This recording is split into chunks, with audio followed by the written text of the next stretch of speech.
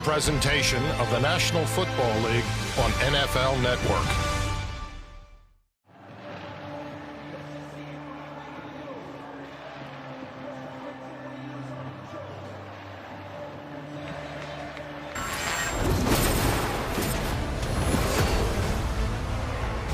Welcome to Thursday Night Football, presented by Bud Light Platinum here in Nashville. A great one tonight, the San Francisco 49ers and the Tennessee Titans, as we say good evening and welcome to the broadcast booth. My partner, Greg Olson, the Pro Bowl tight end, and I'm Kevin Burkhardt. So let's talk about San Francisco first, Greg. They're red hot. They've won 5 of the last 6.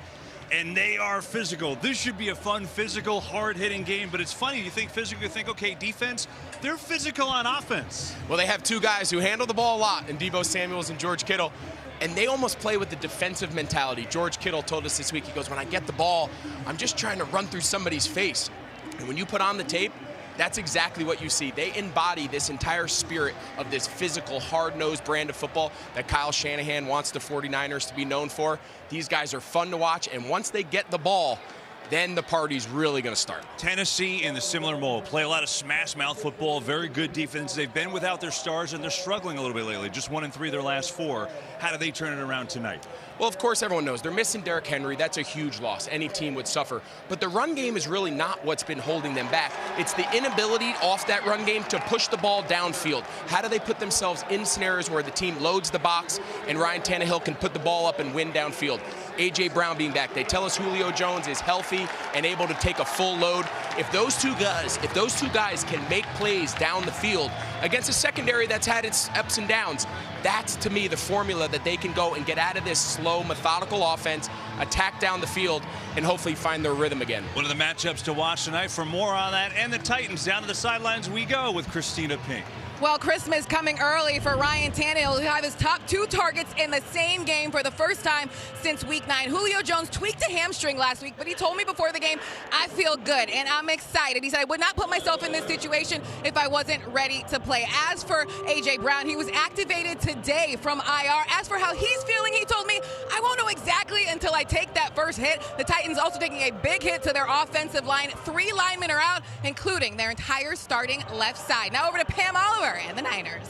Hey there. Well, the clean and steady play of Jimmy Garoppolo really serving the 49ers well. He made a lot of mistakes to begin the season, but has since cleaned up his act. Some say he's playing his best football. I talked to Jimmy Garoppolo, asked him how he's upped his game. He told me he really put an emphasis on sacks and turnovers, avoiding those.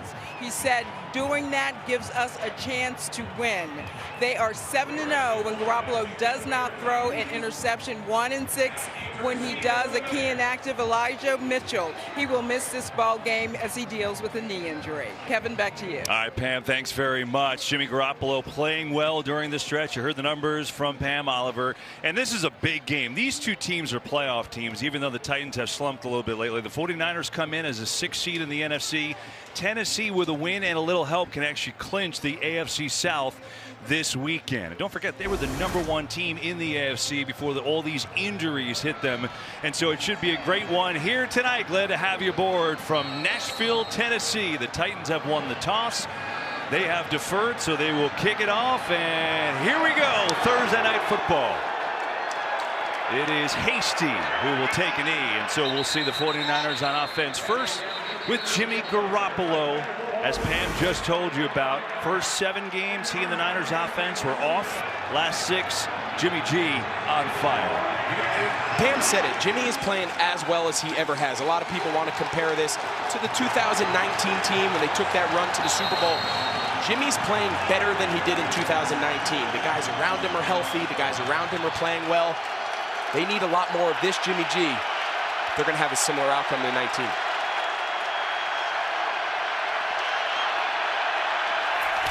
They will throw it on first down. Pressure right up the middle. Garoppolo sidesteps, gets it away for a completion. Ayuk, who gets thrown back immediately by Zach Cunningham.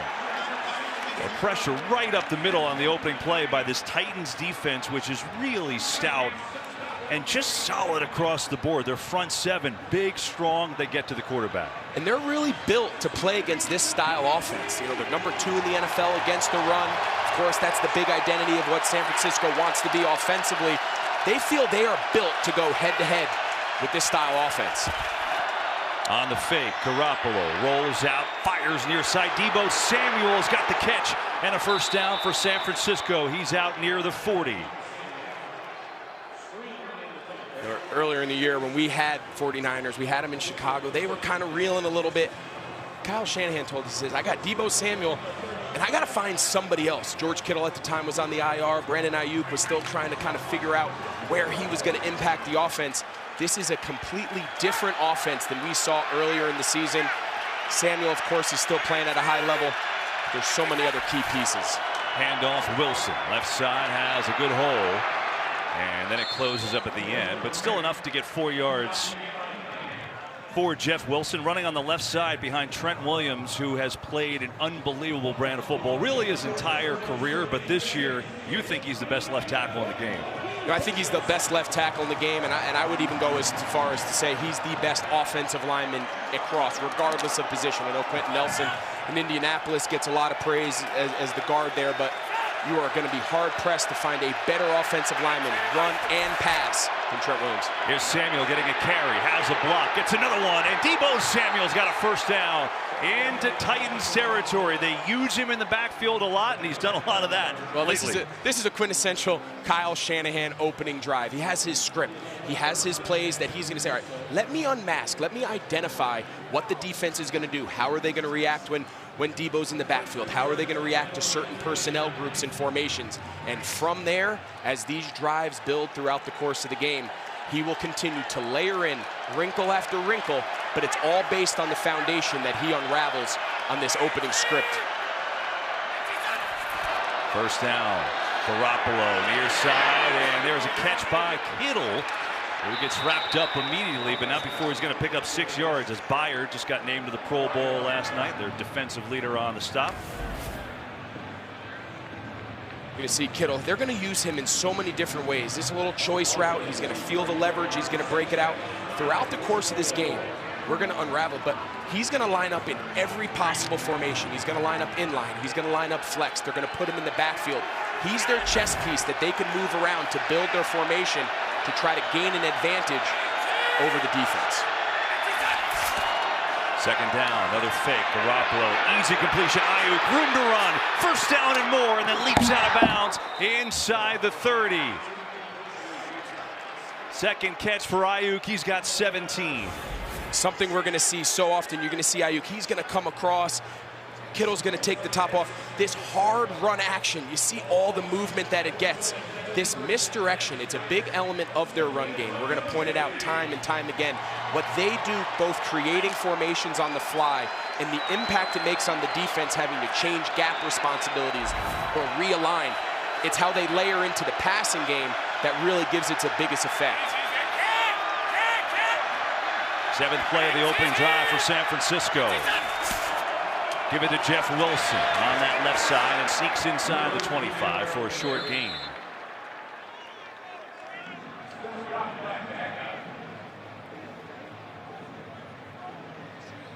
Jeff Wilson Jr. coming off a nice week last week against Atlanta. 21 carries, 110 yards, and a touchdown. He's in an injury-marred year, missed the first half of the year after meniscus surgery and then a hard time coming back.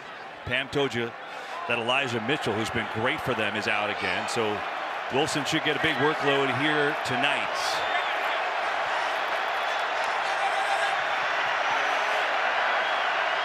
Second down.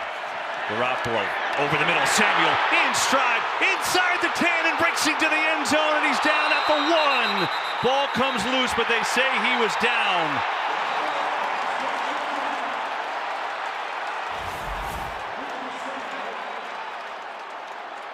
Take a look here. It looks like his right knee is down. San Francisco's going hurry up here. I don't know if they're trying to beat the replay or if they just like the personnel group that they have Tennessee in, but they're going to try to beat it here and get lined up.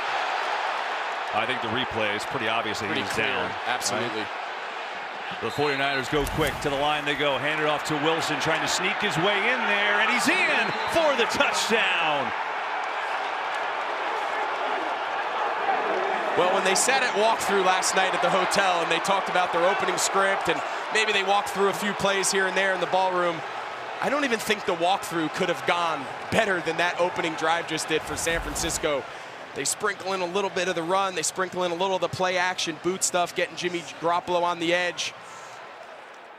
See Wilson is able to kind of keep his knees up and finish that run. Just what an impressive way to start this game against a defense that last week absolutely dominated the Pittsburgh Steelers for 4 quarters. Extra point is up and through. Opening drive, and what a start for the 49ers. 9 plays, 75 yards. Jimmy Garoppolo still heating up.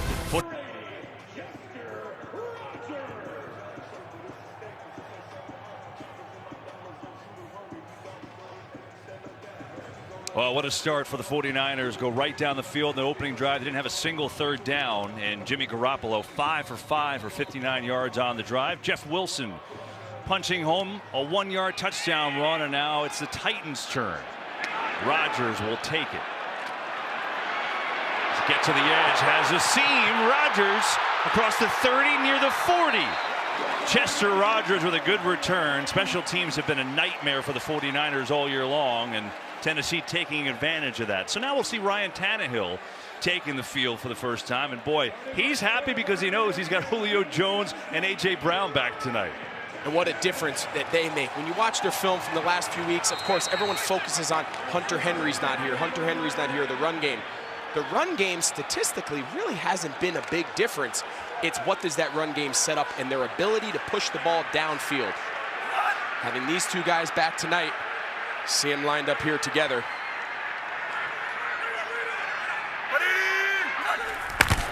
Fake it. Pressure coming. Tannehill tries to set up a screen, and that goes backwards. Nick Bosa all over it. Just destroyed the play. Some of the best ways you can affect a great pass rusher like Bosa is to screen him early, get him off his rush. Well, the problem is they never dropped back. They never got Bosa racing up the field, racing at the quarterback to really set the screen up. They, in essence, just blocked him right into where the running back was going. But so the Titans have a big problem tonight, Greg. Their left side of the offensive line is decimated. They're on their 3rd string left tackle, the rookie Dylan Radins, number 75, who's starting tonight. Here they'll hand off on a 2nd and long to Hilliard. So Lewan is out with a back injury. Saffold, who missed last week with a shoulder, is still out. Then you've got Kendall Lamb, who was supposed to start at left tackle, who's got COVID.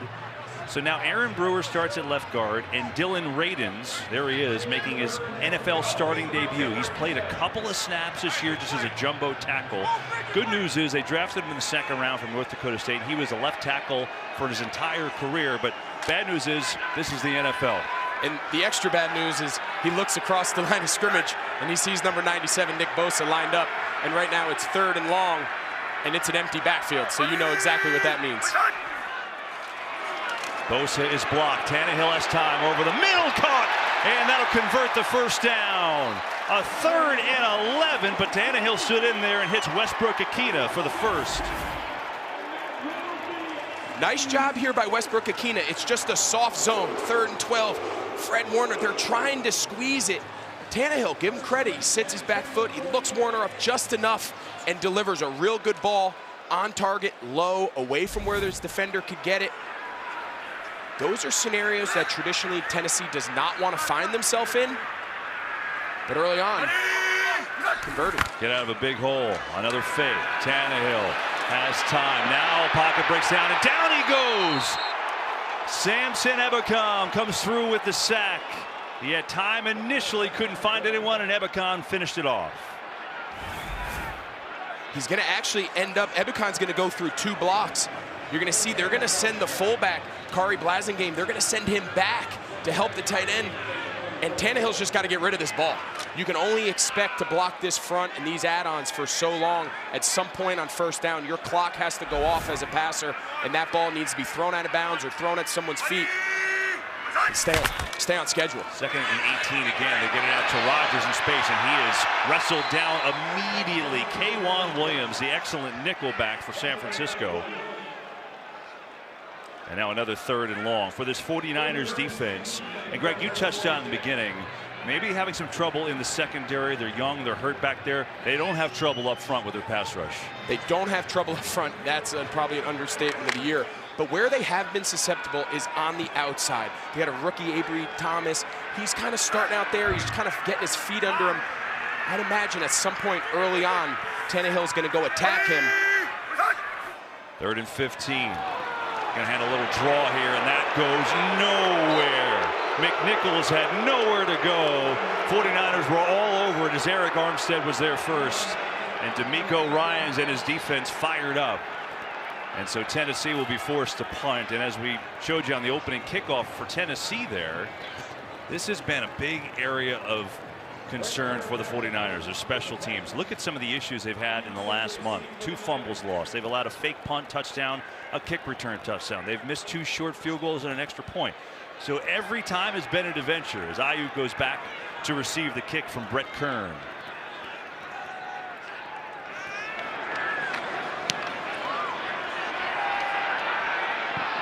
Aiyuk lets it go over his head, and that was a good decision. And San Francisco will take over on the 20. Up 7-0. George Kittle on a historic pace the last 3 weeks. He'll take the field in the Niners offense when we come back.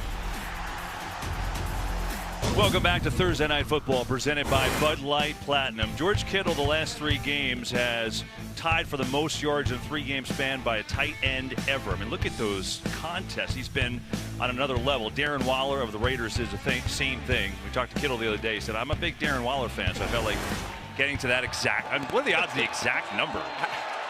When I read it, I almost couldn't believe it.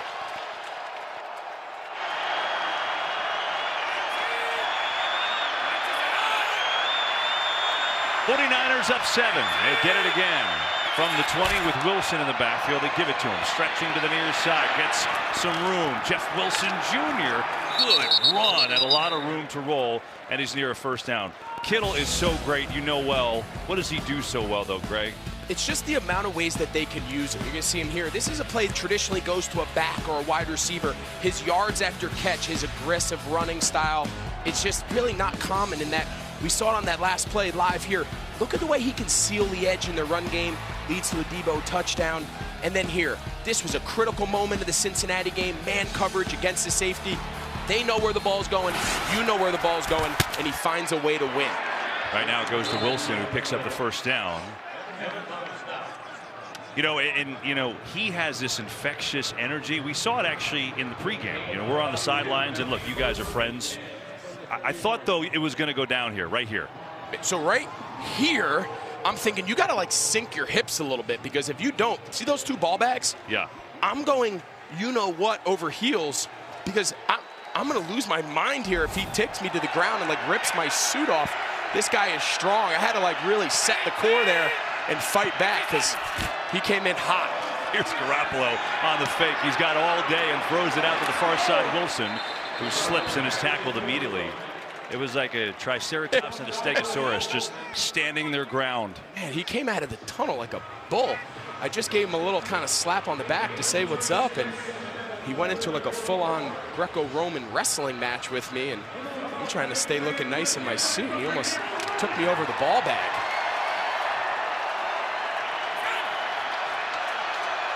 He definitely brings the energy, we know that. 2nd down and 7.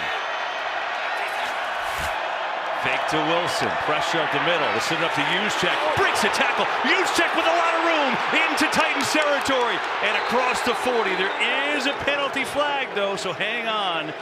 Back at the line of scrimmage, this might be coming back. Yeah, Travis Benjamin, he kind of got a bad start trying to block the corner, and he got beat pretty quick. Kind of just wrapped his arms around him there on the edge. From where they threw the flag, that's what it looks like. We'll see what they call. Sean Hockley is our referee. Foul, face mask, defense number 26. It's a 15-yard penalty added to the end of the play. 1st down. Oh, instead they'll add 15 yards onto it. Christian Fulton, the cornerback. Let's take a look. All right, you're going to see him here right off the edge of your screen. You see Benjamin right here making a play for the ball. Oh, that's not a foul. He grabbed his pads, didn't he? I think he just grabbed the inside of his collar, didn't he? I think it looked like a face mask with his reaction, but he's not even close. Yeah, live to me, it looked like Travis Benjamin kind of corralled him on the edge, and that's where the flag came out. 49ers get a break, but Wilson is swallowed up whole. Danico Autry was there first.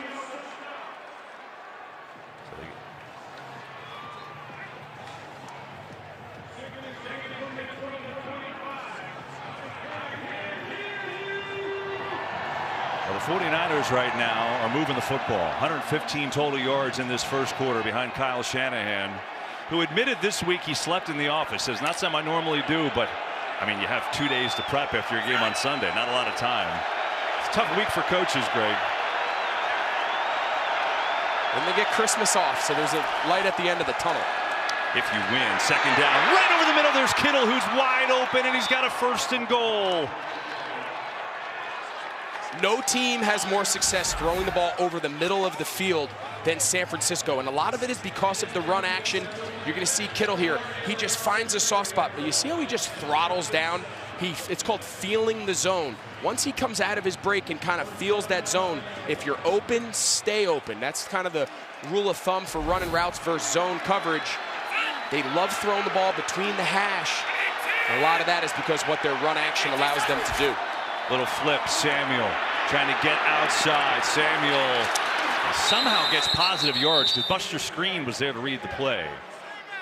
And it'll bring up second down and goal. As we take a look at our playoff picture presented by Lowe's, it is amazing. I mean, there's been one team to clinch a playoff spot. One. And here we are this late into the season. Only the Packers have clinched. This is what it looks like right now. The 49ers are 6th in the NFC, and they have tiebreakers over a lot of these teams, the Vikings, Eagles, Falcons, right? So they're sitting in pretty good position in terms of making the postseason. The Titans are in first place in their division. They could win the AFC South if they win and the Colts lose this weekend.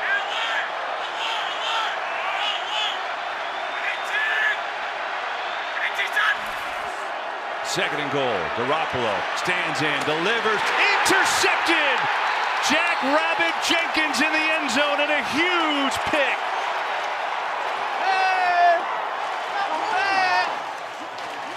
Well, if Tennessee ever needed a play, Jack Rabbit Jenkins, he came through and they needed it because everything was going against them. And sometimes it just takes one guy to step up and make a play. Don't mess with the Jackrabbit, Greg. Wow.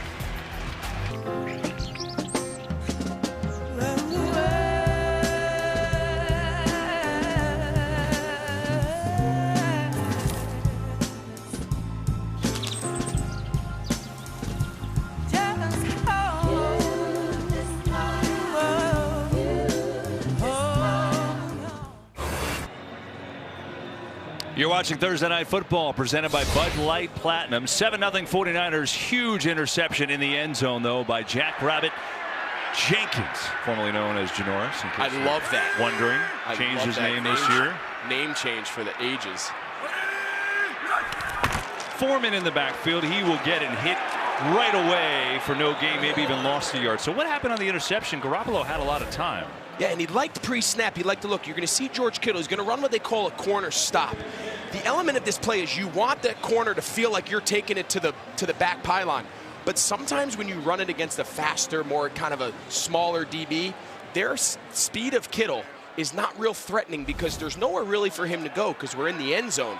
So he just puts the brakes on, reads the quarterback eyes, and he just drives, puts himself between the offensive player and the ball and makes a huge turnover.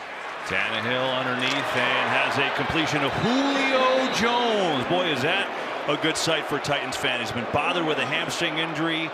They welcomed him back a couple weeks ago. Only had, 30-ish snaps in that game, and then he had to leave last week with the hamstring, and now he makes his first catch tonight. And I'd like to see Tennessee do a little bit more of this. You're having A.J. Brown back and listen, Derrick Henry is gone. We understand that the issues you're going to face, the coverages, the fronts you're going to face. But on first and second down, they have to find a way to be more efficient. And if that comes in the extension of the run game, like the quick game or some smokes or some tags, they've got to take pressure on first and second down off just handing the ball off. A.J. Brown in motion. Try to get it to him. Eludes one tackler. Fred Warner! Oh, my goodness! Shot out of a cannon to make the tackle. Fred Warner is as good an inside linebacker, Mike Becker, as there is, and he is tracking down a fast man with that ball. Some play by Warner. End of the first quarter. It's 7-0 San Francisco. Welcome back to Nashville. You're watching Thursday Night Football, presented by Bud Light Platinum. Good to have you back in the Music City, and a happy holidays. Merry Christmas. Great time of the year and beautiful weather here tonight. Crisp, feels like football weather, feels like a playoff game, which essentially it is. Big one for both these teams. 7-0 49ers in front as we start the second quarter, and on 4th and long the Titans will punt it away.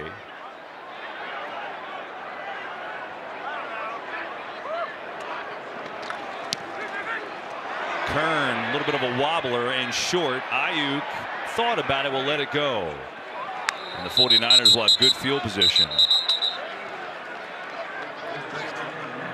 Here's who's in the driver's seat, presented by Infinity. Well, 49ers, look at what they've done this year. It was a slow start for them. They did have some injuries, but they weren't exactly crisp turning the ball over. Part of it is they have gotten healthy, right? Deebo Samuel, George Kittle. Look at where they ranked the last 6 games. First in rush touchdowns. George Kittle and Samuel have been a humongous part of that, and the defense has picked it up as well. See a first quarter where 49ers really dominated, but threw an interception in the end zone. It could have been a lot worse. Start this drive on their own 37. Garoppolo was 8 for 8 and looking real sharp before that pick in the end zone.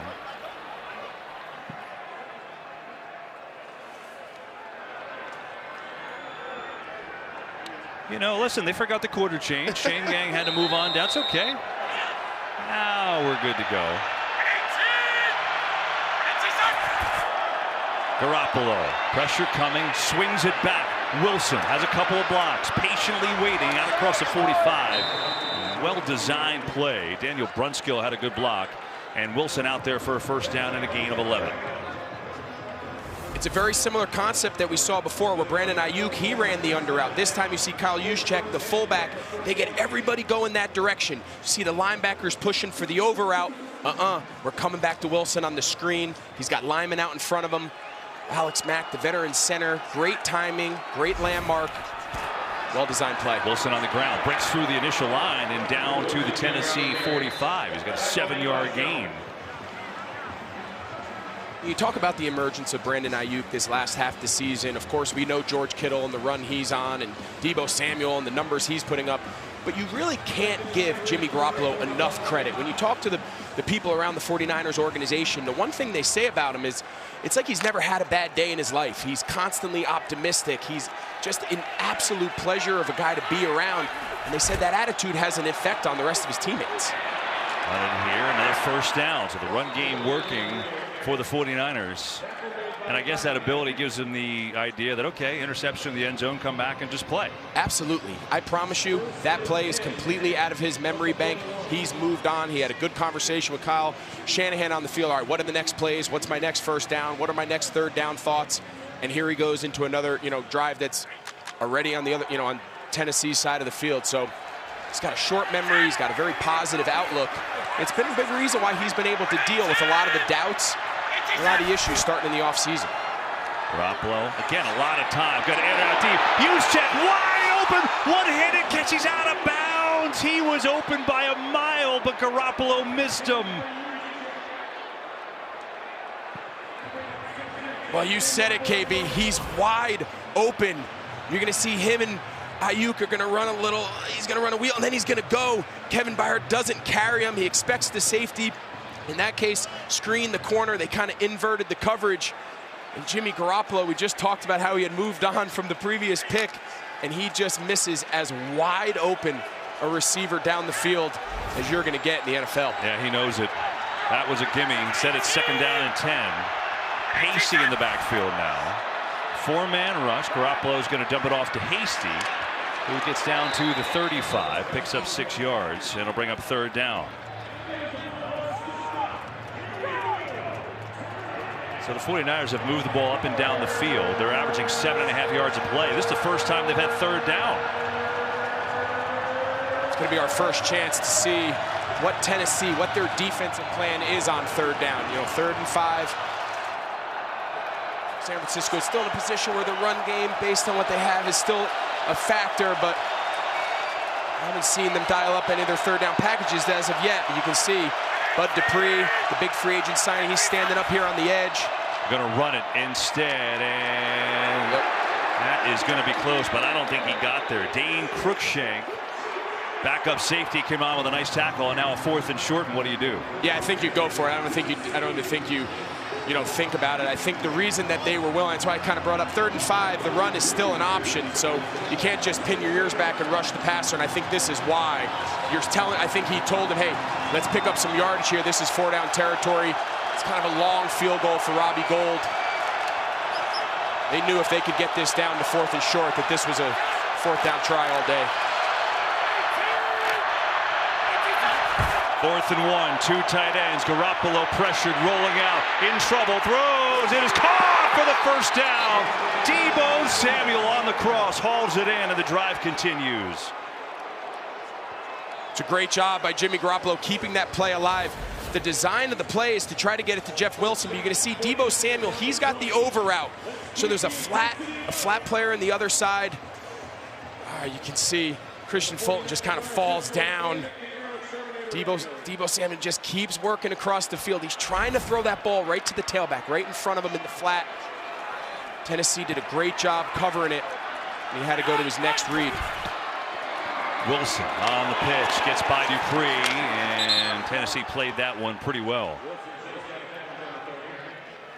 As Evans and Cunningham were there on the tackle. Bud Dupree just came back last week, big free agent signing, remember, former Steeler. He had an ab injury week 10, and he immediately had a sack against his former mates last week.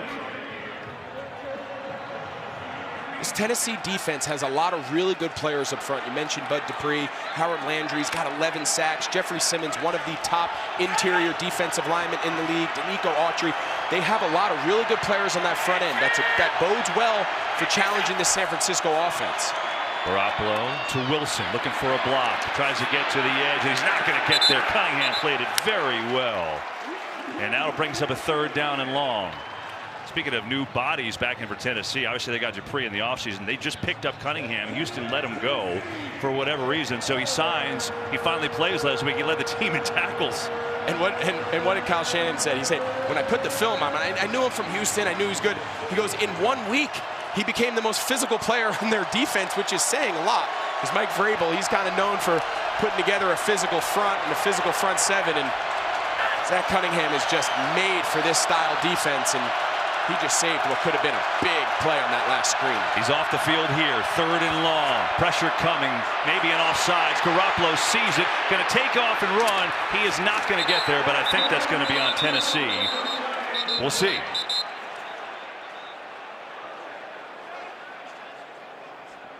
And there are actually multiple flags, so it could be an offsetting situation here.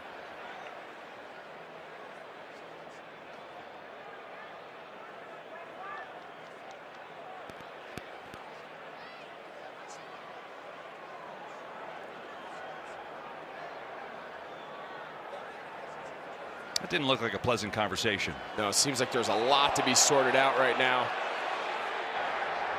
There were fouls by both teams on the play. Offside, defense number 48. By rule, this penalty is disregarded. Personal foul, face mask, offense, number 71. This 15-yard penalty will be enforced. Replay, 3rd down. Well, that's on Trent Williams. You're going to see Trent Williams right here. What's tough about that play, if you're Trent Williams, is Bud Dupree, who they called the offsides on. His, in essence, penalty put Trent Williams in such a bad position. From the time the ball is snapped, he's playing catch-up. He's just scrambling on free plays. When you know the defense is in the neutral zone or they jump early, the linemen just go into survival mode. They got to keep the quarterback clean to try to push the ball downfield. As you saw there, he gets his hands up on his face mask. And if you're wondering at home, the 15-yard penalty trumps a 5-yard penalty. Yep. Take the 15-yarder. That's why. Now, 3rd and forever, and they're probably out of field goal range. It's close. Yeah, so if you're Jimmy Garoppolo right now, you got to be aware, where is that line that I can get a field goal attempt? Trying to get it with Samuel, who is in trouble, stays on his feet. Look at this, and he's going to get some yards and get him into field goal range. That was something else because he had nowhere to go as Fulton was right there. And now it'll give Robbie Gould a shot. And you can tell Kyle Shanahan was trying to do just that by play design. It wasn't necessarily going to be in the hands of a decision by Jimmy Garoppolo, but wow, I mean, Deebo Samuel, that play not only isn't going anywhere, it's going to lose yardage, but he's such a good runner of the ball. He's like a running back no matter if you hand it to him or throw it to him. And those extra few yards are why they're willing to attempt this long field goal for Robbie Gould. 48-yarder, 17th year in the league for Gould, who puts it up, and it is right down Broadway. So Deebo Samuel with a really good effort to give him that field goal try, because Gould is money from inside 50, outside a little tougher. Bottom line, 10-0 San Francisco. Tomorrow night, NFL Network, the story behind one of the hardest hitting safeties to ever play the game in his Hall of Fame career of football life, John Lynch, tomorrow at 9, only on NFL Network. Of course, the 49ers general manager, our former colleague, with his wife Linda and his kids Lindsay, Lily, Leah, and son Jake. John, one of the best there is, and went from Hall of Fame player to broadcaster to building a Super Bowl contender. Not too bad. Pretty good resume. He used to hold down this seat that I'm standing in at this very moment. He did a really good job. So good, he became the GM of the 49ers. Look forward to watching that on NFL Network. And so the Titans will start down 10-0 on their own 25. Look, this game could be 21-0 right now, right? Titans haven't done a lot well, and at first down, pretty hard to have success when you have 3 plays totaling negative 16 yards. And one of the biggest things Tennessee has been battling in the absence of Derrick Henry is their first down efficiency. So many people want to talk about third down, and we got to be good on third down. If you want to see a team that's good on third down, show me a team that's really good on first down. The absence of Derrick Henry has put them in so many more must-throw situations that this team is not really built for. So the rest of this game, they've got to find a way to win early downs. Foreman, who runs into his own man, Swain, who got pushed back there, and he's going to lose yardage. It's another first down where they lose yardage. There's a penalty flag on the play, too.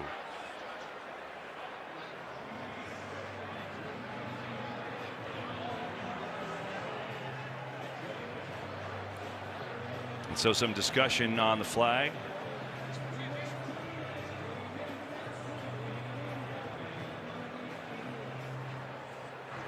Personal foul, shot block, numbers 75 and 62. Half the distance to the goal, replay, first down. And remember, that's that left side, the backup left side, if you will, with all the injuries and COVID that they've got. Yeah, you're going to see him right here. You're not allowed to engage the defender up high and low at the same time. It's a rule they've put in, of course. Makes a ton of sense. It's to protect those interior defensive linemen. You are allowed to cut a guy, but that guard Brewer, he cannot be engaged up high in that block. That's an easy call for the official. So another first down mess. Make it 1st and 22 for the Titans. Handoff, Foreman. And Foreman breaks a couple tackles out across the 20. We get an injury report down to the sidelines. We go with Pam Oliver. Well, Kevin, a hit to the 49ers defensive line. Defensive tackle DJ Jones has gone back to the locker room to be examined. The 49ers tell me it's an ankle injury, and Jones is questionable to return. He's been playing quite reckoned with in that interior. Back to you. Yeah, Pam, he's been great. And so without him, I mean, they have some depth. You see Charles Omenihu, number 92, one of the guys that can rotate in there for him.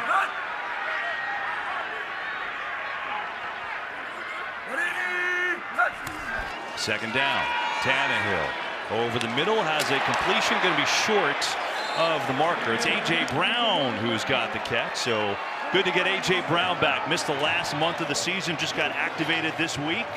Had a chest injury, and that's his first catch tonight. And that's a welcome sight here in Nashville.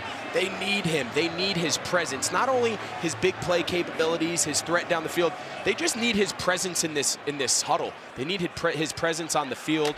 They've been playing with a lot of reserve-type players at the wide receiver position over the last couple weeks, and having Julio Jones and A.J. Brown get in the huddle just lifts the spirits of everybody in there. Third down, Tannehill rolling, Looking, delivering. Brown, is he in? Yes, he is. That's a first down for Tennessee, so they convert the 1st and long after the big penalty. The way they teach quarterbacks on these half boots is you go low to high, back to low. So you're going to see Tannehill, he's going to try to throw it in the flat. No. Then he goes deep.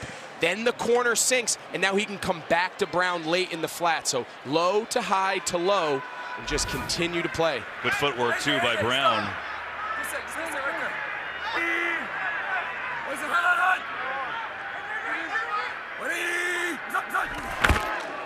Hilliard up the middle. Good speed from Hilliard, who chugs his way out near the 44. And finally, a first down with positive yardage for Tennessee. And what did you notice on that last play? You know, A.J. Brown was a little late getting lined up. You saw Tannehill made him go get reset off the right edge. He sent him. It was very, you know, kind of eerily similar to what we see out of San Francisco with the pre-snap jet motions, the misdirection. They need to change a little bit of their run game in the absence of Derrick Henry, the traditional straight downhill stuff that you were so used to seeing out of him. See it again there. Hilliard that time gets stopped short. Hit. No chance. Kentavious Street in the backfield to bring up a 3rd down. And you look at these running backs. Look, obviously Derrick Henry is all world, right? So when he's out, who do you get to fill? Well, you fill in a lot of guys that don't have a heck of a lot of experience. This is career rushing yards, right? With Foreman, who's been here and gotten a chance when Henry went out. Hilliard, formerly with the Browns, he had one big game against New England. Then McNichols, kind of the 3rd down guy, made his NFL debut in 2018. Or make that 2017. You get the idea. There's not a lot of experience, and they're all getting a turn.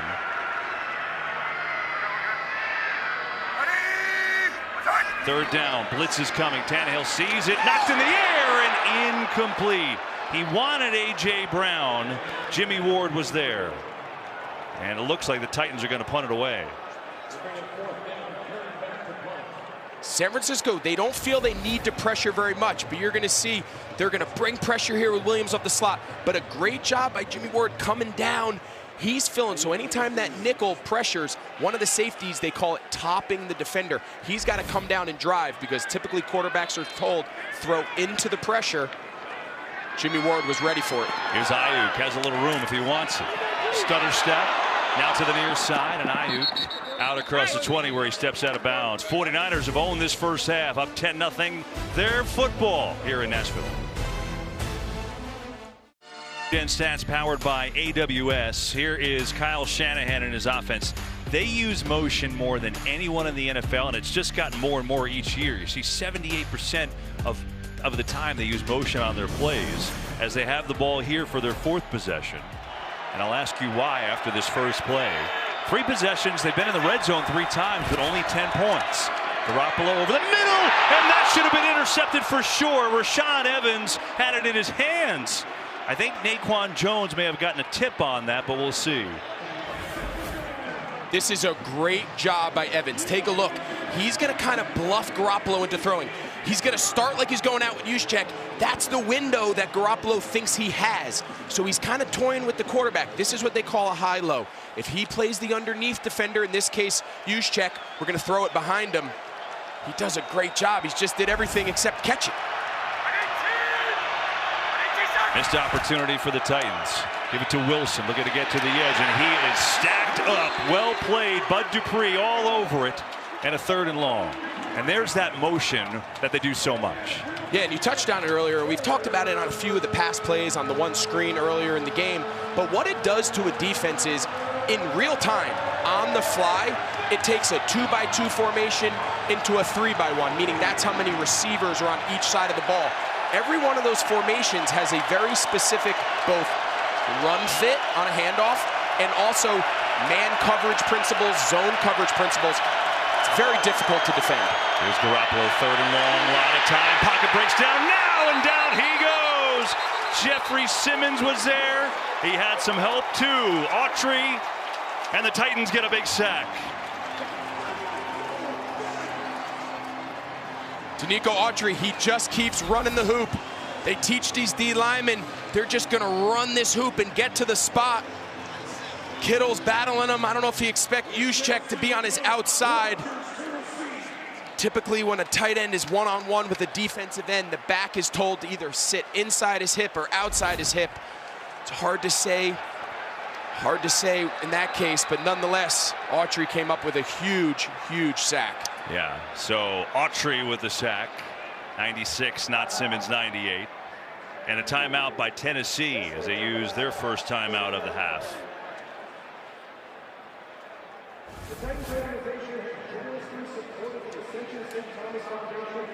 Well, Garoppolo had a lot of time there, just couldn't find anyone. And Autry tried to go after the ball and then did lose it. And that ball is out, Kev. Wow. But you see Kittle was alert enough to get on that ball. Very smart. You know, mostly you hear him teach defensive players every loose ball, whether it's in practice, even something as simple as an incomplete pass. They teach defensive players at all levels, just pick it up. You never know, you don't understand if the ball came out of his hand or was it tipped. In that case, Kittle kind of put on his defensive hat and fortunately fell on that ball because that ball was out. Titans dropped the interception, but a good series defensively for them. And a shank kick. Wisnowski, look at this, going to go out of bounds just across the 40. So a momentum changer, a big stop by the Titans defense, and then a bad punt by Wisnowski. And the Titans take over into 49ers territory. 30-yard punt. Titans football, down 10. Implications too. First, the Browns take on the Packers, currently in the #1 seed in the NFC. And then prime time, Colts and the Cardinals, another great one. NFL Christmas doubleheader kicks off 3:30 on NFL Network, Fox, and Prime Video. Browns versus Packers Saturday. Browns, that was a tough loss for them the other day against the Raiders. And the Packers are rolling with Aaron Rodgers putting up another MVP campaign. Here's Tannehill. Good spot for the Titans trying to get back in this game. Swain is tackled immediately for no gain. Jaquiski Tartt came up from the safety spot to make the hit. And this first down offense continues to be a problem for Tennessee. It is a struggle, and I understand. Listen, when they're putting this game plan together, and this is before their entire left side went on COVID, and of course Taylor Lewan, their franchise left tackle, being out. When they're putting this plan together, everything starts protection out. So I understand on first and second down, you're trying to protect a little bit and be conservative, but they've got to find a way through the air to gain some yards on first and second down. Hand it off, Foreman. He goes nowhere. Right into a 49ers wall. And it'll be a third down and 10, and some boo birds come down from the crowd here in Nashville. You know, I know it's early, but this is just not what Tennessee is offensively, and that's okay. We've seen them be very, very efficient and very good over the last few seasons. Ryan Tannehill, his numbers over the last 3 years have been incredible, but so much of that was because they don't find themselves in what would be a quintessential drop back down like this one here. And now they face a third and long. 49ers defense playing well. 3rd and 10 when we come back. 2-minute warning, 10-0.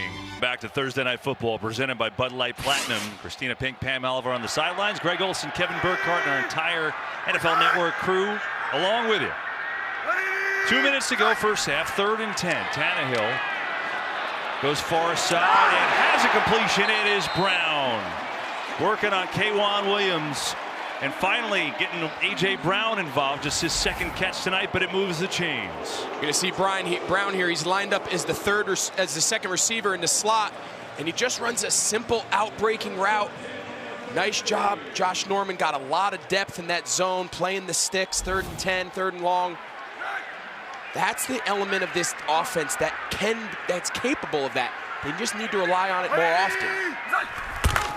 Now on first down, looking for a positive gain. There, they'll get it. Foreman still on his feet, racing to the end zone. Will he get there? Diving for the pylon. And they say he went out of bounds, and there's a penalty flag as well. This might be a face mask on the 49ers.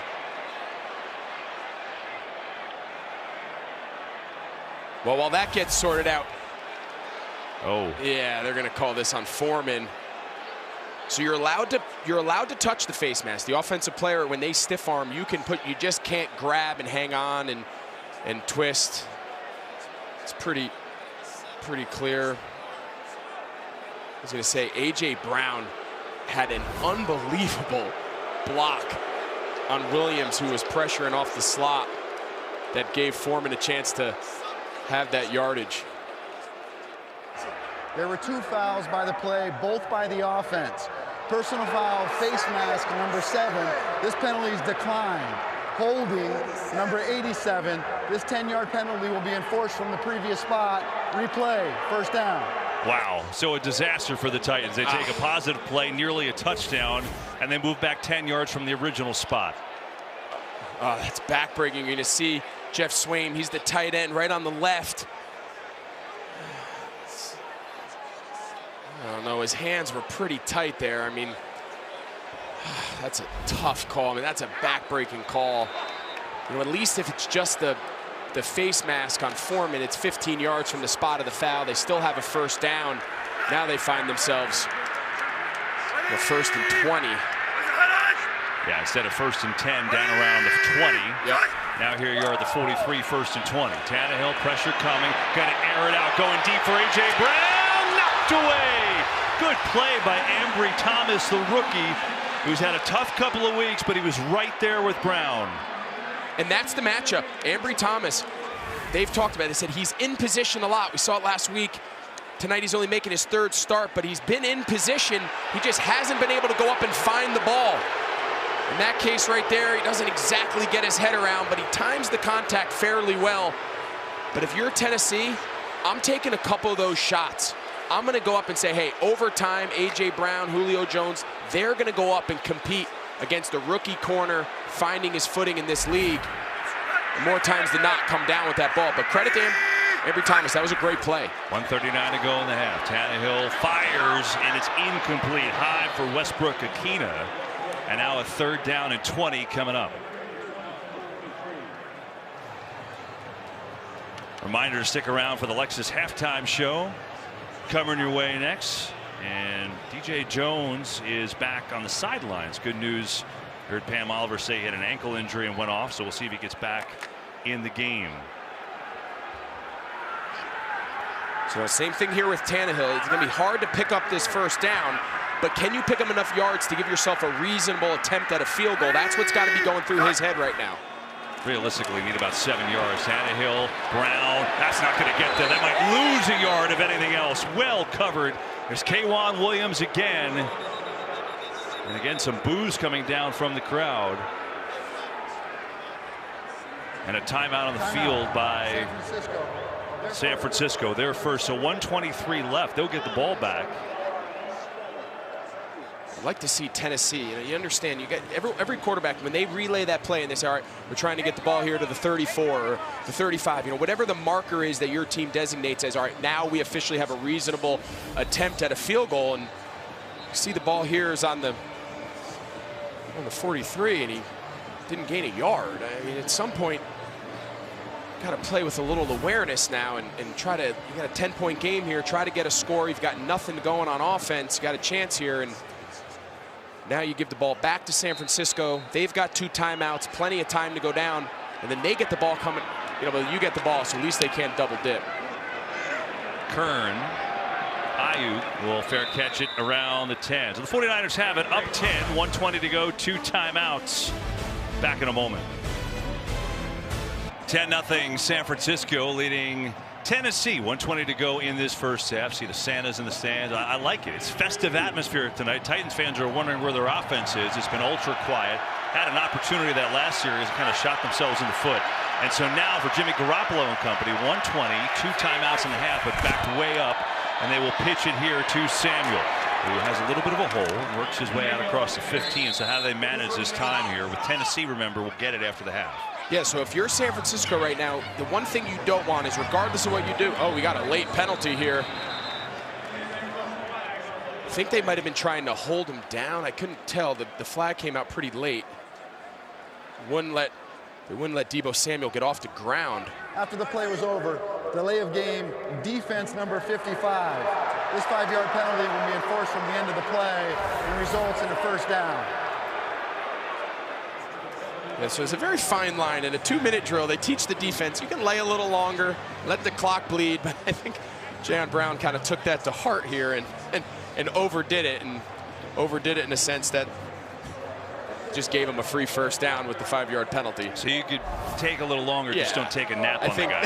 That was a little excessive. I think the coach is going to say, well, I appreciate you doing what I told you, but let's have a little sense. The 49ers have been good in these spots. Garoppolo, penalty flag flies, has time, gonna let it go deep, down the field, incomplete. Byard was all over, tried to get it to Jauan Jennings. Now we'll see on the penalty flag. Yeah, you don't see Kevin Byard miss those opportunities, and if he caught it, it would have stood because the receivers of San Francisco were not set. They're going to get a legal motion, legal shift here, not having all 11 guys set. Illegal shift offense, numbers 19 and 11 are moving at the same time. Yeah. This penalty's declined, second down. Yeah, so if Kevin Byard, even obviously if there was a penalty, they could have just declined it because Kevin Byard, he's one of the best safeties. Made a Pro Bowl this year, only guy in the roster, but he is so good with the ball in the air, has 5 picks already this season. He had a chance. He gave a little slight push off to gain separation. He kind of looked like a wide receiver, but that ball just went off his fingertips. Would have been a game-changing play. Second down and 10. Quick throw on the outside, and there is Hasty who makes the catch. And he's going to be tackled to 30, short of a first down. Now, interesting choice here if you take a timeout or not. And the 49ers say they won't, because if you take it and then don't get it, Tennessee's in a decent spot. Absolutely. This whole drive started where you can kind of tell, let's see first down. They ran the ball, picked up some yardage, then got the first down on the penalty. That always kind of sets the tone for these 2-minute drives. The one thing San Francisco doesn't want is you don't want to give Tennessee an extra possession before the half, knowing that they come out of halftime with the ball again. Yeah, they might just take this all the way down. Garoppolo on the sneak, and now you can call a timeout with 18 seconds left. And nope, maybe not. Maybe just take it to the half. Just going to take it to the half, content to be up 10-0. And that's what looks like Kyle Shanahan is doing. Lexus halftime report comes your way in just a moment. So it was ugly at times, each team making some big mistakes, but the 49ers went down and scored on their opening drive and have been in front this entire game so far. 10-0 at the break here from Nashville. Jimmy Garoppolo at the end zone interception, playing pretty well. 10-0 San Francisco, halftime. Want more stats? Just ask Siri. Who leads the league in passing touchdowns?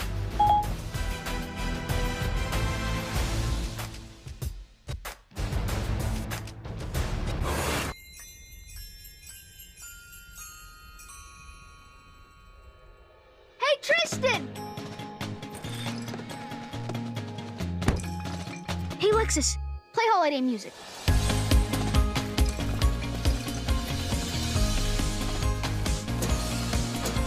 We've been waiting all year to come together. Have a happy and safe holiday season from Lexus.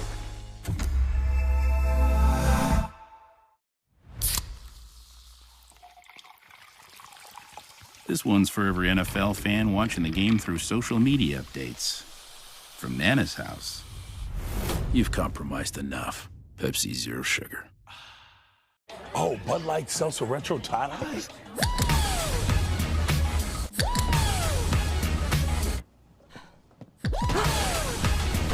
Have you tried these yet? Bud Light Seltzer Retro Thailand, the loudest flavors ever. Wake up. Welcome to Good Morning Football. I cannot wait to see this one. Today is a great day for football. Storylines all over the league. We got breaking news here, folks. This is an opportunity you've been waiting your whole life for. Up in every single situation, they are ready to go. So excited to introduce our next guest. I'd like to come in once a week. That's going to be an absolute party. Make every morning a good morning. What else would you rather do? Yeah, boom. That's the NFL. It just keeps on coming. Good Morning Football, only on NFL Network. Get up good. Christmas Day on Fox. Baker Mayfield and the Browns. What a play! Take on Aaron Rodgers and the Pats. Touchdown! Then catch Colts Cardinals on NFL Network. Christmas Day on Fox, NFL Network, and streaming on Prime Video. NFL Network presents the Lexus Halftime Report. Hey, you'd be happy as well if your team was up 10-0 on the road and held the Titans to just 55 yards in the first half. 10-0. Niners a battle of playoff hopefuls. Daniel Jeremiah, David Carr, I am Chris Rose. Welcome to the Lexus Halftime Report. Okay, first drive for the Niners. They come out of the gate. Script works. We thought it was going to be a runaway at that point, huh? That's right. Yeah, the script works exactly right. This is Kyle Shanahan at his best. He's using motions and shifts and really gets his team in a good position to play some good football. Jimmy Garoppolo has some easy throws, just naked bootleg out the backside, hit Deebo Samuel, hit Brandon Ayuk for some big plays, and they just kind of walked down the field. And it looked like they were just going to walk away with this, but then the Titans kind of stiffened up a little bit, started playing better defense, set the edge like DJ talked about earlier. You got to stop those outside zone plays, but that first drive was really good. They got to get back to that.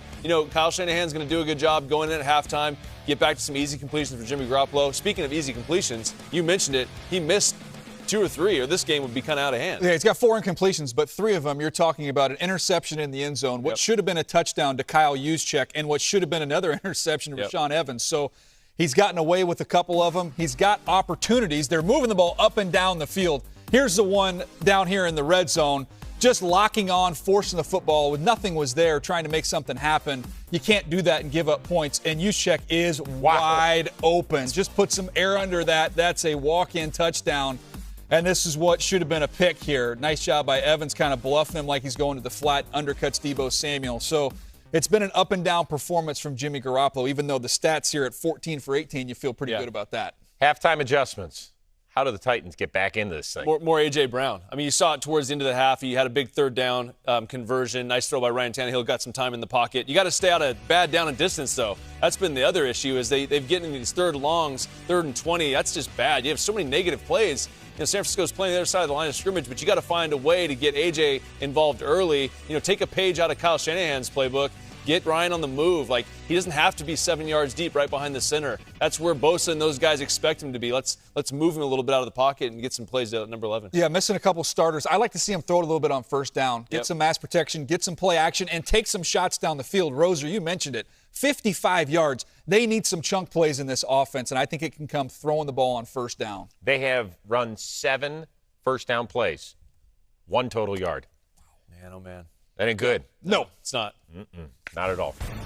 Hey, game day morning is great, and it's coming your way this Sunday. Trayvon Diggs gets a little help breaking down game film from his son, Aiden. It's adorable. Plus, Santa Mooch and the crew get you ready for all of Sunday's action. NFL Game Day morning, Sunday at 9, live here on NFL Network. Hey, the Titans, they almost got in the end zone. Almost. We'll see if they can actually get to pay dirt coming your way. Plus, we'll get you all set for the Christmas Day doubleheader on the network right after this. To buy Bud Light Platinum Seltzer, made for the night. 59 yards.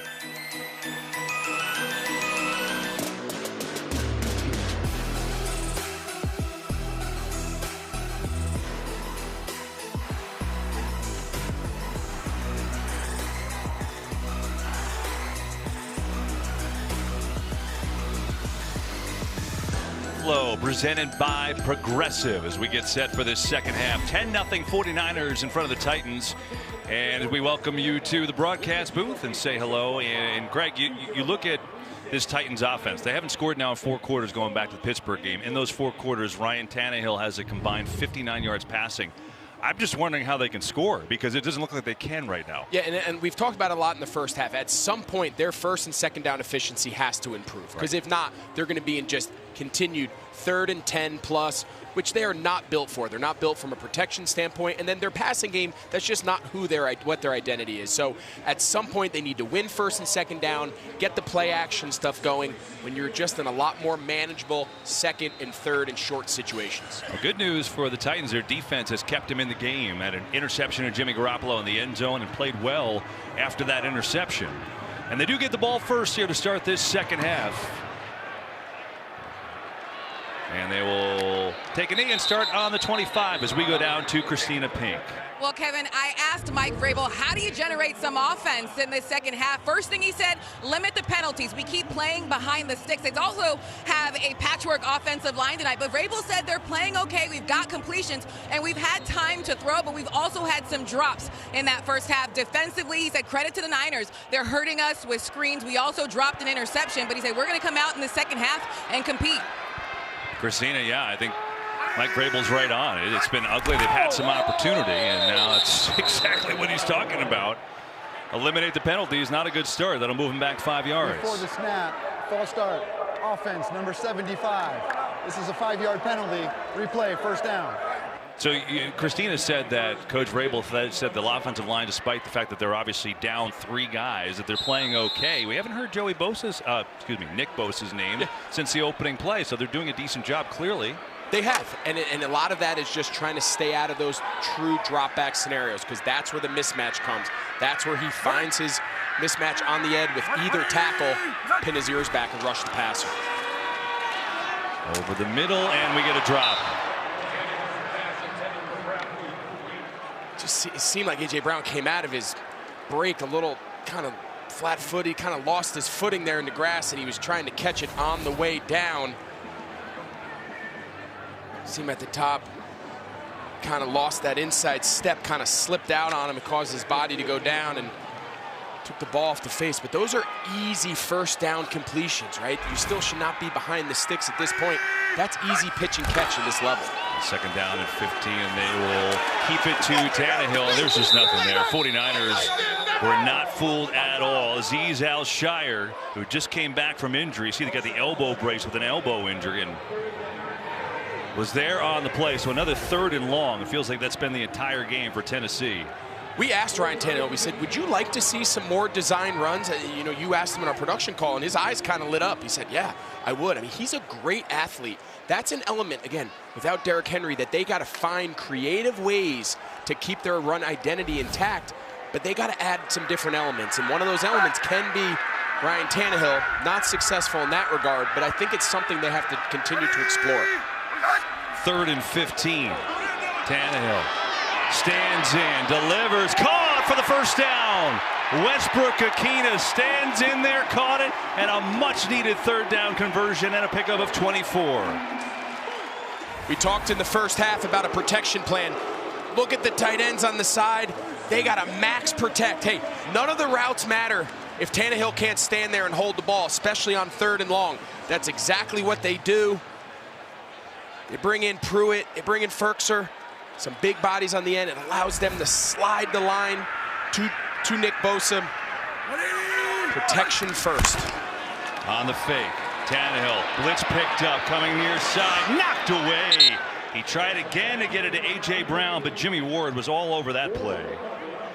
You know, Brown, they've tried to get him involved. You know, they did a little jet sweep. They flipped it to him. He's got 5 catches for only 24 yards. I don't know. He just doesn't look right. Yeah, and don't forget, you're going to see him. He comes in cross in motion. They're going to just try to kind of run him on a wheel route. And I think Tannehill's thinking back shoulder. You can see Jimmy Ward. He's playing what they call on top of the receiver, so there's some back shoulder. They're just really off rhythm. You know, there's just not a lot of timing. We saw it on the first down a couple plays before when he lost his footing. He's just not right now in a good groove. Second down, Foreman right up the gut. D'Onta Foreman is going to get 3 yards. A first down continues to be the problem because you're in constant 3rd and longs. Look at this, 7 of 10 first downs plays gains 0 yards. Because they've run 7 plays of 0 or negative yards on first down. It's just so tough to overcome that, especially when you're without the best player on your team. Yeah, when you look at the net rushing over the last few weeks without Derrick Henry, you'd say, okay, the rushing game is actually pretty good. But then when you dive a little deeper and you add some context to it, it impacts the passing game, and they're just really bad on 1st and 2nd down. We've said it all night. Blitz coming. Picked up initially. Tannehill throws complete, another conversion. And this time a broken tackle from A.J. Brown. So 2 big 3rd and long conversions on the drive, and the Titans have some life. You see they're going to chip Bosa on this side with Firkser, and then you're going to see McNichols. He's going to pick up pressure off the slot. Again, a great protection plan. You see how they can build the protection, allow them to slide the offensive line in one direction, chip the other side, allow A.J. Brown to work and kind of try to find a little bit of his groove here in the passing game to start this second half. By the way, D.J. Jones has played this whole drive for the 49ers. That's good news for them, and that play goes nowhere. Blasingame, the fullback, meet Jaquiski Tartt. I think something that's important to point out, you know, A.J. Brown came back, which was a huge lift for this offense. We've talked about him a little bit tonight as they've tried to get the ball to him a few times. But don't forget, this is a short week where there was very little practice. He was on the IR where he's not allowed to practice. So, yeah, he's working out on the side. He's working out with the trainers and the strength and conditioning staff. But he hasn't been a part of an actual practice with Tannehill and the system in weeks now. Foreman on a short game. Let's go down to the sidelines with Christina Pink. Well, yeah, talking to A.J. Brown before the game, obviously excited to be back on the field, but he said that injury was painful. Of course, it's a chest injury, but he said, I had a cracked rib, cartilage. He said it was even hard to breathe. So he was excited to get back on the field, not just with his teammates, but specifically with Julio Jones. Just the 7th game that these two guys are playing together. He said, when we're both out there, sky's the limit. So they'd like to get something going here, of course. I mean, that's a big injury, and I think the reason he's playing tonight because they have to have him back, right? They need some weapons. Here's Tannehill. Lets it rip. There he is again, and he's heating up. On point. A.J. Brown starting to get some traction here on another first down for Tennessee. Even though he's played a lot of ball, you can't replicate game reps. And it just seems now as this game, especially this second half, has started to play, he's coming into a little bit of his own. See him after the catch, signaling. He's starting to kind of get his groove back a little bit. That's the lift that they were hoping that A.J. Brown would bring this offense. And after kind of an up and down first half, he's made his presence felt here to start the third quarter. Well, there's a 10th play of this drive opening the third quarter. They've converted a couple third down and longs. Best offensive possession they've had by far. Foreman runs into Nowheresville. Ebicon was there along with a couple of others. And so you talked about the run game. Maybe the numbers are okay, but it's not the same. So why stick with it? I mean, I know that's their identity, right? So it's hard to change it. But if it's not working. Because there's really only a handful of teams that can just roll the ball out to the quarterback and say, hey, regardless of down and distance, regardless of score, playing from ahead, playing from a lead, playing from behind, that the pass game is just going to carry us. A lot of teams, very similar to the two that are playing here tonight, they have to use first and second down to manage down and distance. So when I do have to throw, it's not in a mandatory must throw down and distance. Here they get it out to Hilliard, looking for a block, gets one from Swaim, and then Hilliard gets cut up short. Looked like he had some room there, but that closed off quickly. Alshire there on the stop. They haven't called Nick Bosa's name, but he almost got his hands. They tried to cut him. Quesenberry tried to cut him, and nice job by Tannehill. He just got that ball over. He's counting on that guy being on the ground, but he's such a good athlete. We saw him come out on the field in warm-ups. He was in like a cutoff and team shot. Oh my gosh, I'm just thankful to be standing next to you and not down there wrestling that guy all day. Looked like an Olympic power lifter. Third and long again, and that was a mess up from the beginning. It's just fired too hard for McNichols to have a chance. Bosa was coming with a big time rush, and it looks like a field goal try coming up. Yeah, and Fred Warner had that sniffed out from the beginning. He was the match defender. He has the back McNichols man there, and he read it all along. He saw the body language and pulled the trigger, but a really big picture, really good opening drive here. Tennessee got nothing going in the first half. Have an opportunity for a reasonable field goal attempt here to just get something on the board and cut this to 7. 38 yards from Bullock. And he's got it up and perfect. So Titans finally get something going on offense. A couple of third and long conversions. Now they feel like they're back in this game. 10-3 your score early third quarter. You're watching Thursday Night Football presented by Bud Light Platinum. And a hard-fought game to this point. Titans needed that. An opening drive of the third quarter to go down the field, convert a couple of third and longs, and get on the board. A.J. Brown coming to life on that drive, particularly on third down. So now it's a 10-3 game. And the 49ers will start on their own 25 as we go downstairs to Pam Oliver. Well, Kevin, the 49ers coming out hot to start this game offensively. Kyle Shanahan, though, lamented missed opportunities when I spoke to him at the half. He said the overthrow of Kyle Juszczyk, the interception that Garoppolo threw in the end zone, those are blown chances that they cannot afford. Defensively, nothing but praise for that group. When I asked his overall message, he would tell the team just to keep playing. You're doing a heck of a job. Well, I think he's spot on. I mean, it easily could have been 24-0 at halftime, right? So Titans have to feel good about that, especially after the 49ers scored in the opening drive. But we got a ball game here. 4-man rush. Garoppolo over the middle. Intercepted! It's picked off. Hooker's got it. And the Titans in business.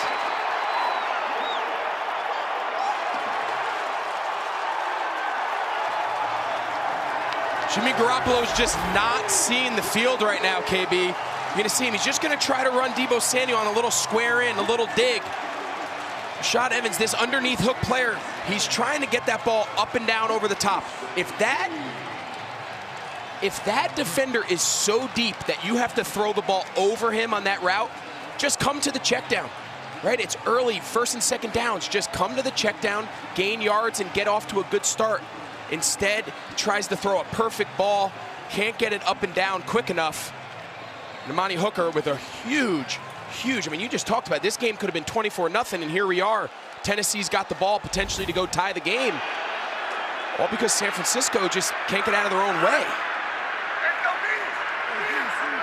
McNichols is the back. Tannehill feeds it to him, sprinting up the middle, and a good start on first down inside the 15. Boy, has the momentum changed here in this third quarter. And now the Titans going quickly here. They send Julio Jones out by himself on an island to the top of your screen. Second down and 3. Hey, let's go, GG.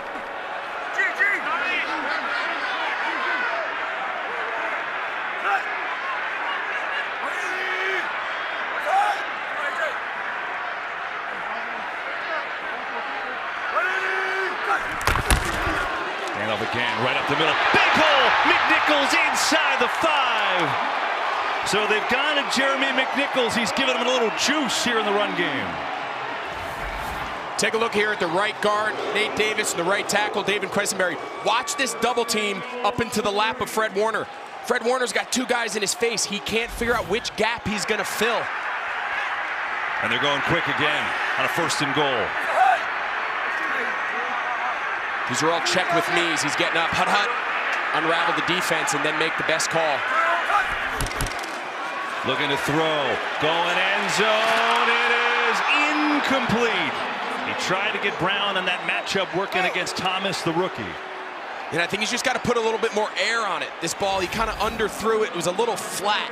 You're going to see A.J. Brown. He's got to kind of come back through Thomas, the defender. This ball needs to be thrown on the outside. Throw it up to the boundary. Throw it up to the back pylon and let your big athletic receiver climb the ladder and go get it. They bring on the big back now, D'Onta Foreman.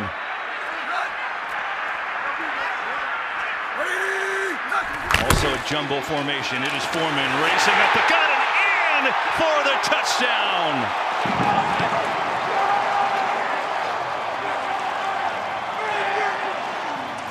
Well, when your defense gets you a big turnover deep in the opponent's territory, you got to capitalize. These are the plays that this offense is going to have to rely on as they kind of find their groove. What a turn of events. Great drive to start the half by Tennessee. Comes away with a field goal. The ensuing possession. Hooker gets the pick, and here we are, 10-10.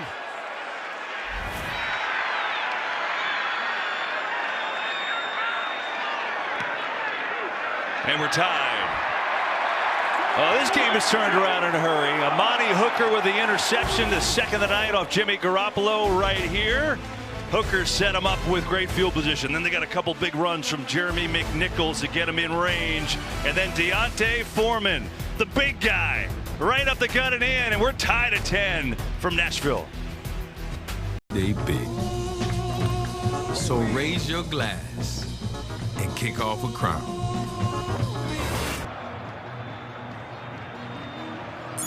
You're watching Thursday Night Football presented by Bud Light Platinum. And this game's momentum has totally changed here in the third quarter. 10-0 49ers at the half. It honestly could have been 24-0. So many missed opportunities, as Pam Oliver told us. And now Titans take advantage of another one. They get another interception. They turn it into a touchdown. Their first in 6 quarters. And we are tied. Think about how this started. The Niners went right down the field and scored. They were going to make it 14-0 until that. Jack Rabbit Jenkins in the end zone. Then Juszczyk was open by a mile. Garoppolo missed him. Then that should have been intercepted by Evans. And finally Amani Hooker on the overthrow, picks that off. They convert that into a touchdown. We got a brand new game. It's 10-10, and now how does San Francisco and especially Jimmy G respond? Well, we talked earlier about his ability to continue to remain optimistic and upbeat. Well, this is going to really test him. As you just saw, he's had his hand in pretty much all those negative plays. He's got to regroup here and play better. There's pressure in his face. Juszczyk out in the flat and then wrestled down to the ground. His screen came up from the secondary to make the tackle. Pretty amazing, Buster Skrine. I mean, he just got here like 10 minutes ago, played every snap last week. He joined him week 12, but he's playing well. He's been around the league, obviously a veteran. They signed him when Caleb Farley, their #1 pick, got hurt. But Kevin Byard told us, yeah, he came in. We just kind of said, hey, go over there. Hey, it's cover 1, it's cover 2. And he said they just kind of spoke universal NFL defensive language for the first week or so. Went on the field and played really well. Been a great sign. Try to get the run game back with Wilson Jr. It's going to come up about 2 yards short of a first down, bringing up a third, and we'll call it 3rd and 2. 49ers on the first 2 drives didn't even have a third down, so they're only 1 of 4 on third down here tonight.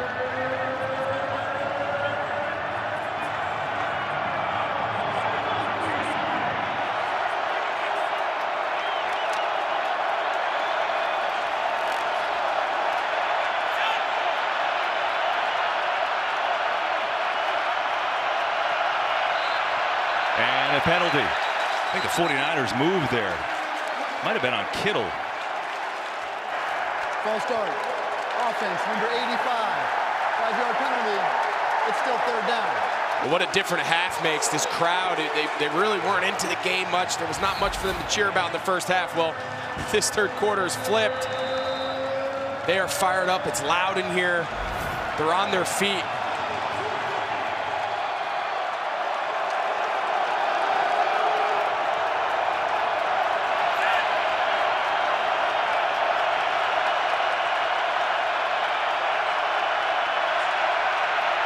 Third and 7. Garoppolo delivers. Good for a first down. It's Jauan Jennings who brings it home. And that'll quiet the crowd momentarily.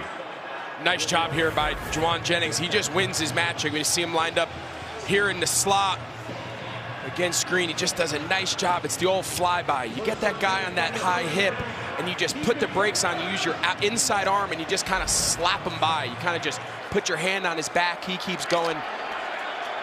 You pull the string back, and that ball was on time. Garoppolo needed that completion. He needed that conversion to just resettle back into what's been a tough start to the half. Fake to Wilson. Garoppolo has time over the middle. Ayuk's got it. Makes a nice move. Ayuk sprinting across midfield into Titans territory. That was a nice catch and one from Brandon Ayuk, who picks up 17. Nice job here by Ayuk. Nothing crazy, nothing overly complicated. He just runs a shallow cross. But what they're telling you, avoids a little contact by Cunningham, but it's zone. So once you clear those underneath defenders, just be a friendly target to your quarterback. And then anything you get run after catch is a bonus. But again, nothing crazy, nothing earth-shattering from a schematic standpoint.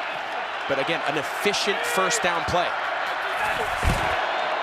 There's a first down on the run. Wilson spins around looking for some kind of room. Boy, that was tough sledding for a yard.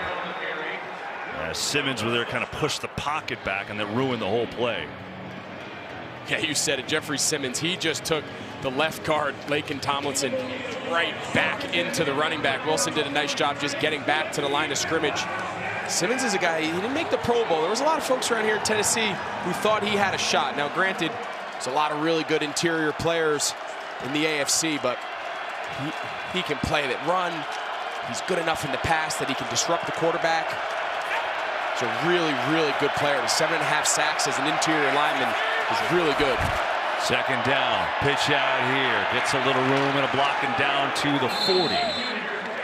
And just across the 40, bring the 3rd down and 4.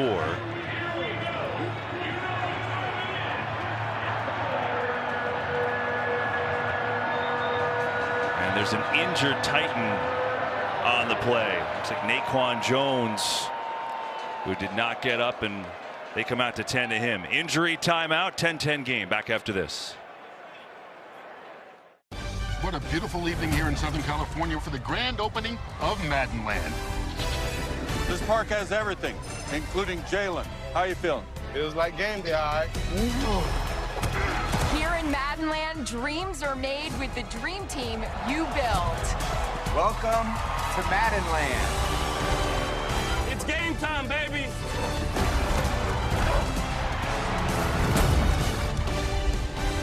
Rated E for everyone.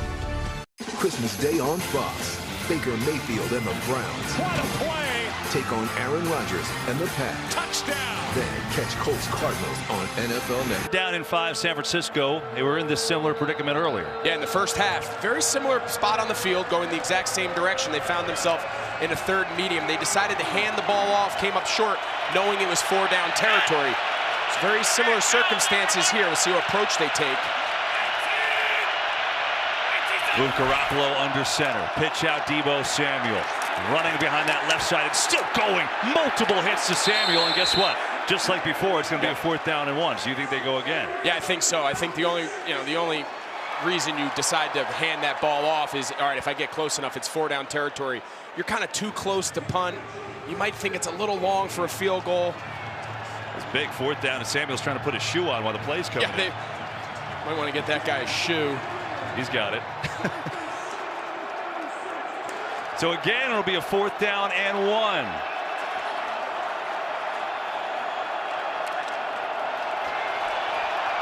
But no running back on the field, KB. They got Juszczyk and Samuel. They took Wilson off. And a penalty flag.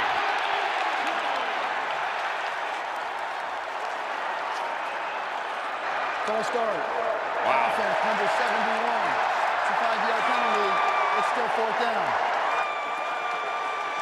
Well, that's on Trent Williams. 2nd penalty on him tonight. Rare mistake by him, who I know you think is the best tackle in the league, and now they're still going to go for it. I promise you, there's all sorts of different calls. Guys are making stems. Guys are making call checks at the line. I promise you, Trent Williams, he heard what sounded like 3 different set huts. Just moved enough. Now much more daunting. 4th and 6. Stun up front. Garoppolo has time. Incomplete. A little too far in front of Brandon Ayuk, and the Titans get a hold. So Tennessee makes the big defensive stand. They've got 10 unanswered in the quarter. They've got the ball back.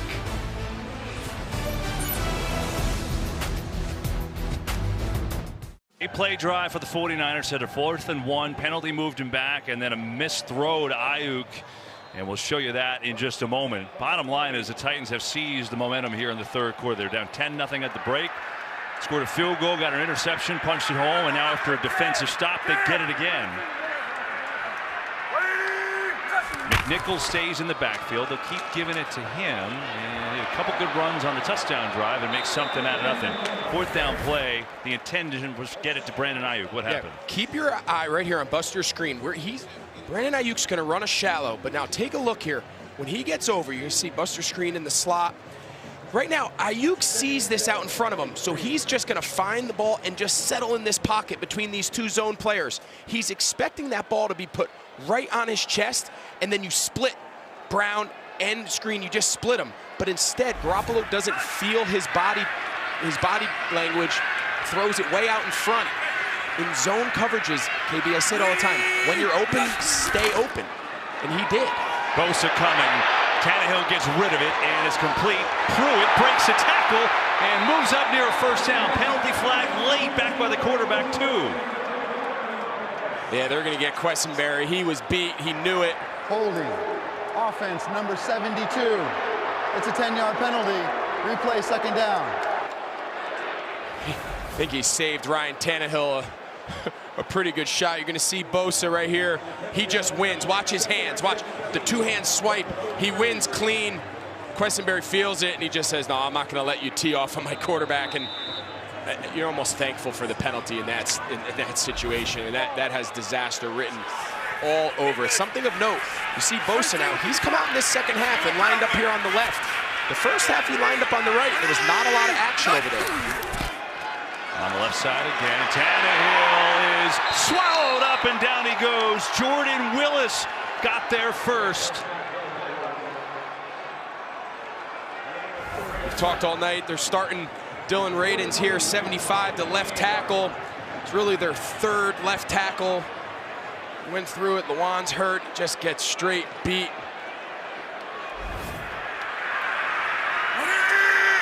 And now a third down and forever. Let's go, red rifle. Red rifle. Red rifle. Might be the final play of the third quarter.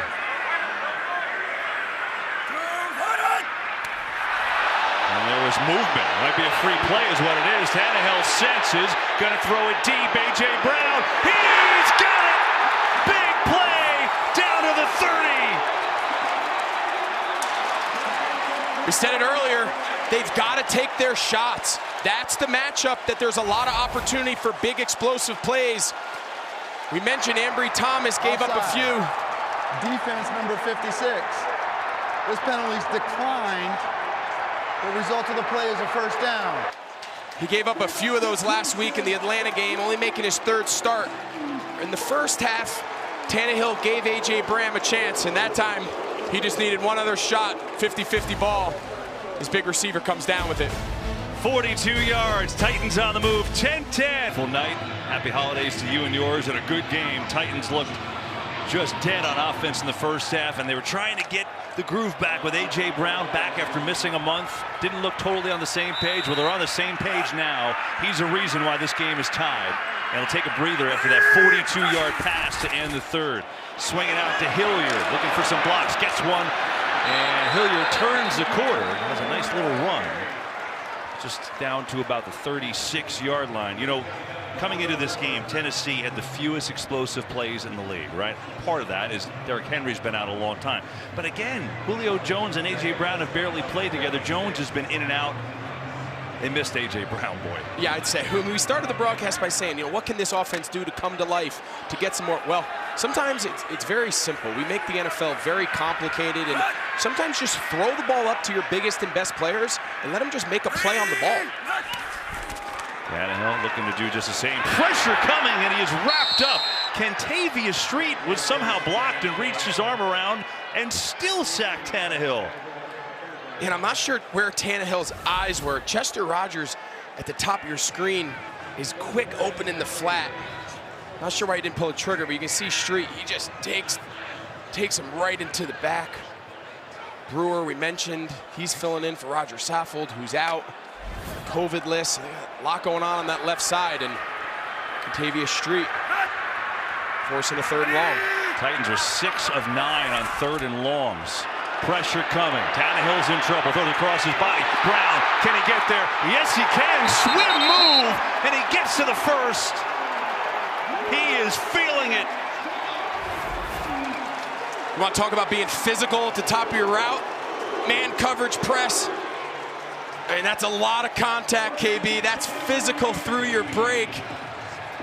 I'm sure if you're a 49er fan, you're Jimmy Ward, you're getting up saying, where's the flag? I mean, but that's a big, strong guy. Sometimes the bigger the receiver is, you get up in his face and jam him. Big tight ends, big receivers.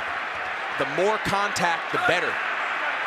Brown's got more catches than the rest of the team combined. 9 for 109 now. 1st and 10. Tannehill fires. Caught! Brown again! He's on fire! I'll tell you what, if we were playing NCAA back in the day in high school dorm, in your college dorm, he'd be blinking off the screen. He's absolutely on fire right now. Every route he runs, every look he gets. You see Josh Norman, he kind of just plays a bail trail technique. But the biggest factor in that play is that ball needs to be out on time and accurate. Tannehill hit his back foot, took a hitch, and threw a strike. They have zero answer for A.J. Brown. You know what was missing in this offense?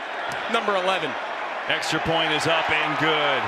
A.J. Brown, quiet first half, not in the second half. He is going off. 10 catches, 127 yards, a touchdown, and Tennessee's got their first lead, 17-10.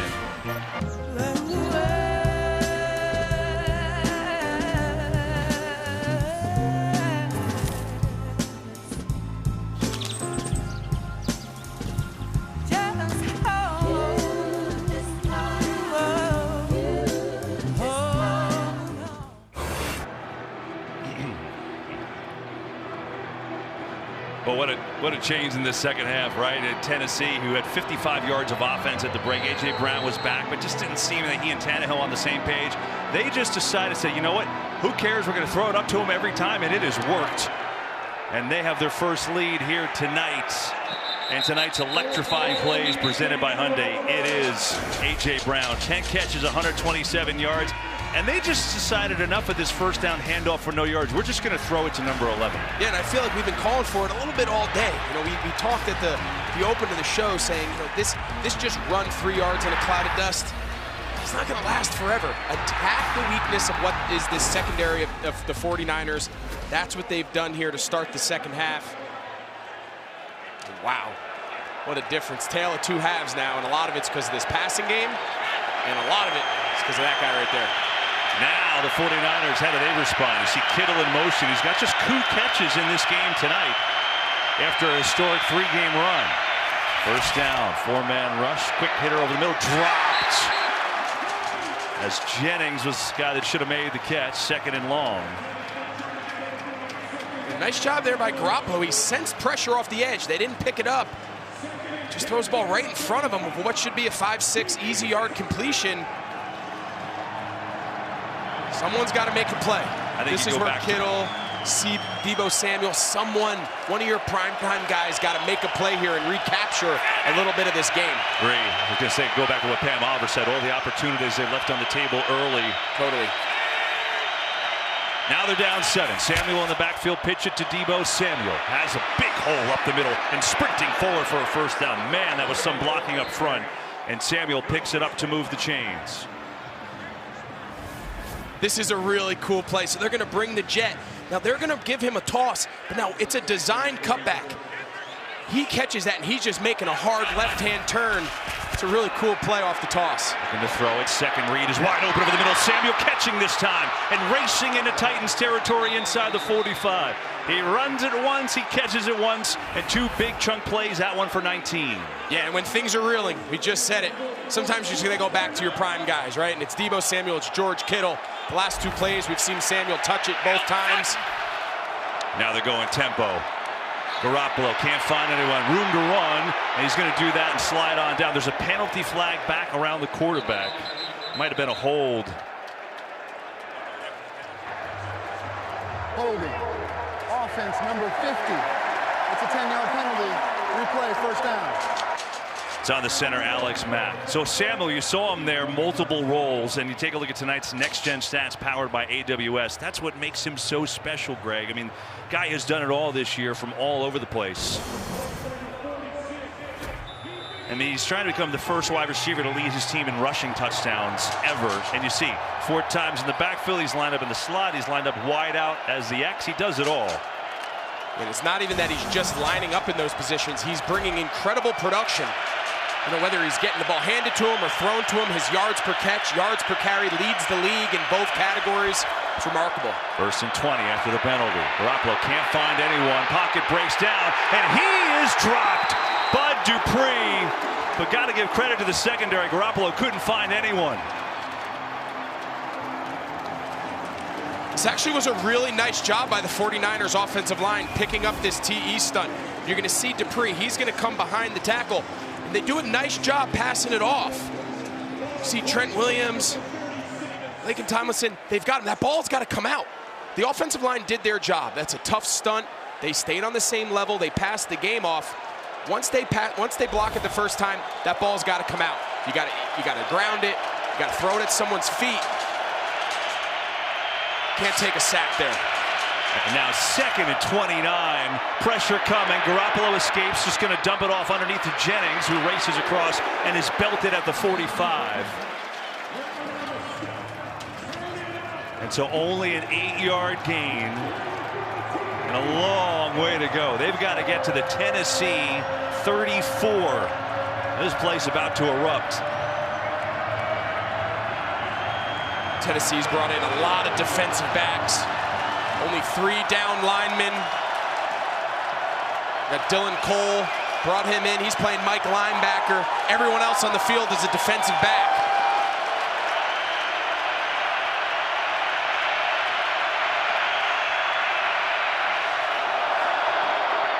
Quick hitter over the middle. Looking to get some blocking for Samuel, who gets stopped up at about the 42-yard line. He's going to be about 8 yards short of a first down. It's kind of an interesting decision, is it not? Is it too far to go for it? Yeah, I think it's just too far. I know from the down and distance perspective, what their thought was there, it's a predetermined quick little pass. Every other receiver on the field is going downfield to block. You're going to dump that ball off short to Deebo Samuel, and then you're going to hope he can get you in a 4th and I have a decision to make. But obviously at 4th and 9, you got no choice really here but to kick this one away and hope to pin him deep. Wisnowski had a shank before. This one much better. Rodgers going to just move away from it. That's a great job. The special teams has been a problem, but not there. Sherfield was down to catch it and down it inside the 5 with a good Wisnowski punt. Set up for a good finish. 9:24 to play. 17-10 Titans. Kisses to the crowd. Well, it's an NFL Christmas doubleheader. Big playoff implications, too. Browns and Packers first, and then primetime Colts and Cardinals. 2 great games. NFL Christmas doubleheader. 3:30 it starts on NFL Network, Fox, and Prime Video. Look forward to that. But first, we got a big finish here. 17-10 Tennessee. 9:24 to play here from Nashville. But after that great punt, they're backed up inside their own 5. You see the difference in this half. The offense has come to life with the pass game. Here they go, jumbo formation. On the fake, Tannehill rifles one. Brown again. Why not keep going back to the well? And he's got another first down. You said it during the break. Don't go back to the run game, right? Totally, and I think everything in your heart says, I'm backed up on the -2. I got to hand it off. But nope, they go play action. That's what they do best. They have no answer for A.J. Brown. Max protect. Both tight ends, the jumbo, they're all in there protecting. This is a one-man route. He's throwing that ball to number 11. I love the aggressive play call coming out of your own end zone. Foreman up the gut. It's also, and you're right, the protection is a team-wide thing, but it's pretty amazing considering they're on their 2nd left guard and their 3rd left tackle that they're holding up against this fierce pass rush. Absolutely, and I think it's a credit to both the coaches and the scheme. Listen, they've been very smart. They haven't left their guys on islands very often, if at all. And then the other part is these guys have stepped up, right? You find yourself, you're a rookie. You have yet to play a meaningful snap at tackle. You know, and here you are, you're Dylan Radins, and you're playing left tackle on national television against the premier defensive end, arguably in the entire league. Foreman, and tripped up for a loss. DJ Jones with that play. And so it bears noting, we're talking about A.J. Brown. He's got 121 of the Titans, 168 yards in this half. That time it was Jones, though, with the play. And Jones exited the game earlier. Heard the report from down with Pam that had a little bit of an ankle, but he, you know, Bosa gets a lot of the credit. Eric Armstead, who's kind of a hybrid, can play on the edge, but also can play interior due to some injuries. But it's DJ Jones. He really makes them go from the inside. He's big, he's physical. You see him there with a big tackle for loss. Their front is a force. A.J. Brown in the slot. On a 3rd and 8. 4-man rush, stun up front. Tannehill dumps over the middle. He's got a man, Firkser, wide open. He's got a first down. So much attention on Brown that Anthony Firkser came free to move the chains. You think Fred Warner knows who's in the slot? Watch how much depth he gets when A.J. Brown runs this clear out. So you see Firkser, he makes a nice little chip. Look how much depth Warner gets. He's 10 yards past the first down marker. That's what a threat in the slot like A.J. Brown brings. Tannehill sees all that depth out of the backers. Check it down to Firkser. Easy first down pickup. The Titans are 9 of 14 on 3rd down. McNichols gets a fullback block. And McNichols has worked his way for almost a 4-yard gain. You know, I think, Greg, you forget, because Brown was out for a month. Julio Jones has been in and out of the lineup. Derrick Henry's been hurt with that foot surgery. He's been out such a long time. This team was the best team in the AFC before they went on this little 4-game rut where they didn't play well. And they beat every playoff team. They beat the Colts twice. They beat the Rams. They beat the Chiefs. They beat the Bills. This is a great team that just has been so hurt, and they've turned it over a million times the last 4. I think you're kind of being reminded of that tonight. Well, I'll tell you what, they're making a big statement. You know, we'll see. There's a long way to go here in this game, but this is a lot more towards the style that we saw, as you referred to, in the first half of the season. And they were beating everybody. Look at this. Brown, is he going to throw it? He's thinking about it. He's going to fire it. Oh, and that's nearly intercepted. Oh, it would have been the first thing he did wrong tonight. Jimmy Ward had a beat on it, just missed it. And Brown could smile because it's just incomplete. Isn't it crazy how good wide receivers in the NFL are at throwing the ball? I mean, you look at like Odell and Jarvis Landry. I mean, it just seems like more and more of these wide receivers. I mean, look at this ball. That's a little Aaron Rodgers wrist flip there.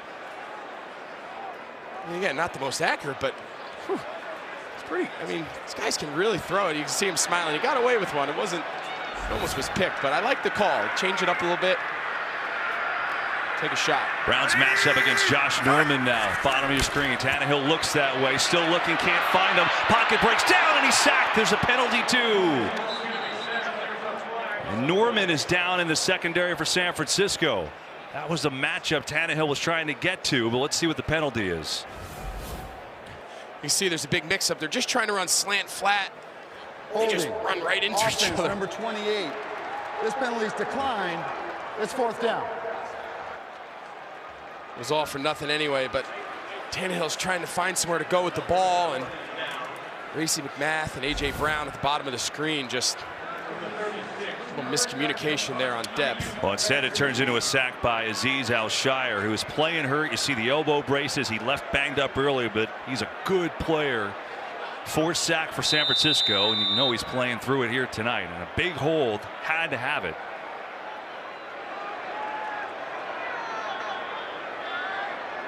And now it's Kern, who's a terrific punter, with Ayuk waiting deep.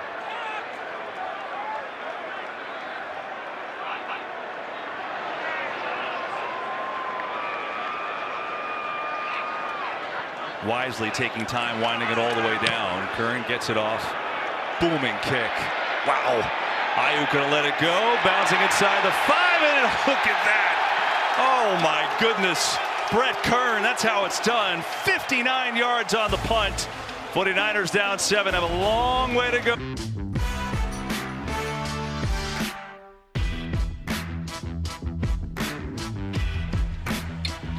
Welcome back to Thursday Night Football, presented by Bud Light Platinum here in Nashville. It's been a great game, really a lot of fun. San Francisco was up 10-0, 17 unanswered in this half by Tennessee. As you see, Ryan Tannehill has had a good half with Todd Downing, the offensive coordinator. They've turned it on.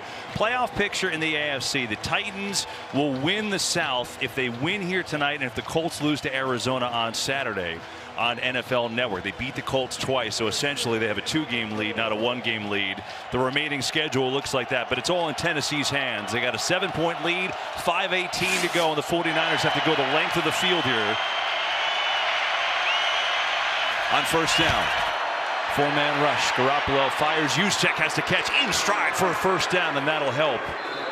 I mean, pretty good to give them room after what Tennessee did on their last possession. Yeah, sometimes it's the hidden yardage within a game, situational football. Every team talks when you get the ball in your -2, meaning you're backed up in your own end zone like Tennessee did after on the last possession.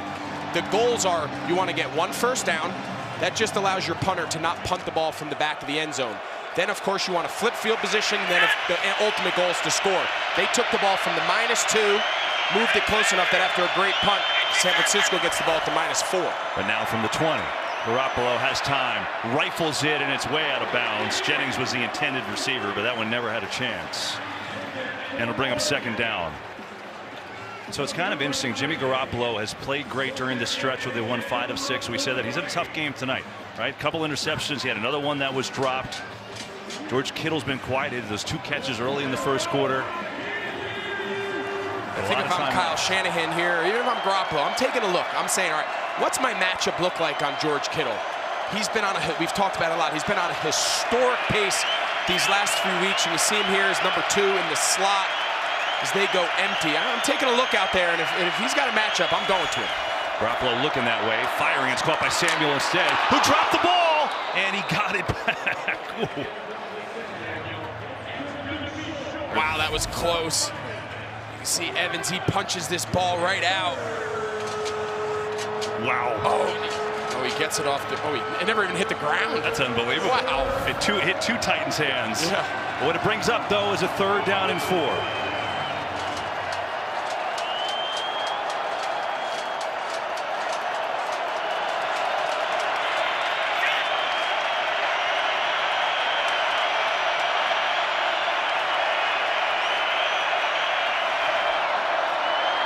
Garoppolo near side, caught by Hasty out of the backfield. He's got a first down. JaMycal Hasty, a rare touch for him, and it comes at a big time. 12 yards to keep the drive alive.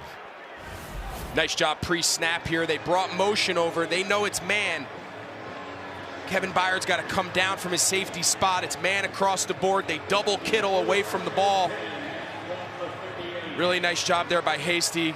Coming out, you're going to see off the screen, this is usually the free player in the middle. They said, you are not. We just talked. Everyone in this stadium knows when it's crunch time, number 85 is he's going to be the starting point of a lot of progressions. Tennessee, nice job by Garoppolo getting off his first read and getting the ball to Hasty. He's got time, looking over the middle, incomplete. Juszczyk had his hands on it, but Christian Fulton helped knock it away. Something Tennessee does a really good job of, and they've done it a lot today, and especially this drive, is they can mix their coverage. They call it a Rolodex. It's kind of a Rolodex coverage mentality where play in and play out. There's not a ton of rhyme or rhythm. There's a little bit of a schematic advantage, but it's change it, zone to man, single high safety to two high safety. Just continue to mix up a variety of different coverages. They have really smart guys in the back end, led by Kevin Byard. But they can handle a lot of different coverage responsibilities. Play clock winding down at 3. They get it off. Garoppolo over the middle. Samuel in stride. Deebo Samuel's got a block. Deebo Samuel's trying to get to the end zone. Inside the 20. Inside the 10. And a first and goal. San Francisco.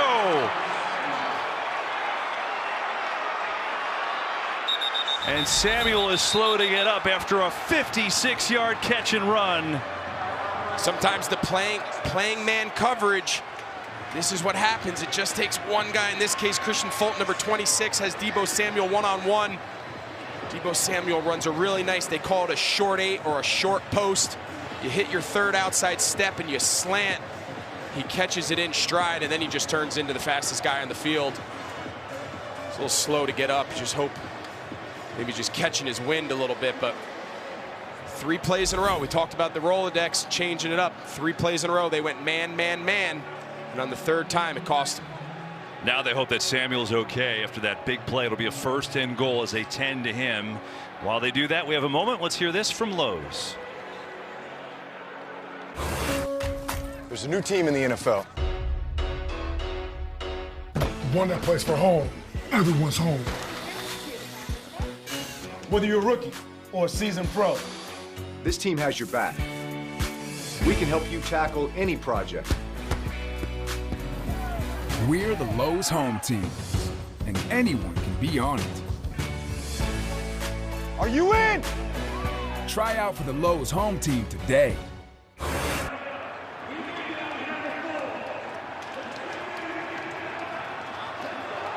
Deebo Samuel, 143 yards receiving on 8 catches, none bigger than that last one, obviously. And you see his impact, especially during this great stretch where they're playing so well.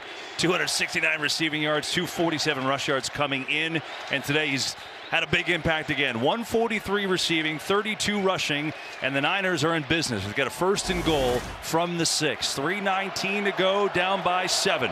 Samuel gets a breather. Wilson in the backfield. Sherfield in at wide receiver for him. Wilson and fighting his way inside the 5 and is going to get inside the 3. It brings up a second and goal.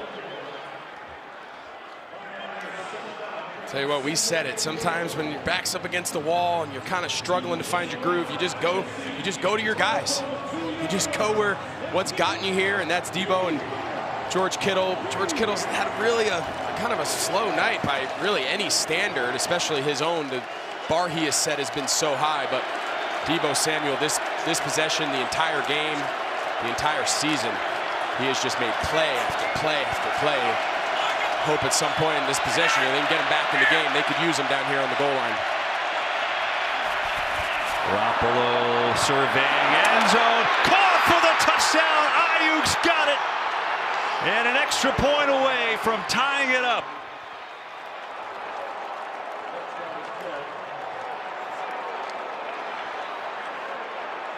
It's just a mix-up. Really good play design. You see him, they build a 3-man bunch off to the side. All these defenders, they got to pass all this off. It's a lot of traffic. You can see they just drop Brandon Ayuk. He slips in behind, just a little backline dig. There's a lot of communication happening really fast there on the 2-yard line when they build those condensed formations, those 3-man bunches. It's all based on who goes in, who goes out, who goes vertical. Tennessee didn't have an answer. Robbie Gould sneaks it through. Well, we showed you the 49ers had the most 90-yard drives in the NFL this year. How about that? Down 7 in the fourth quarter. 5 minutes to go. They go 95 yards. And the touchdown to Ayuk. We're all tied. You're going to see all the communication going on between these defenders, right? These 3 guys, they're going to press the point, and then these 2 guys need to pass these other receivers off. But you can see they're flat-footed. They're reading the coverage. No one's getting depth. No one has Brandon Ayuk in the back line. Just bad communication, bad ball on a critical down.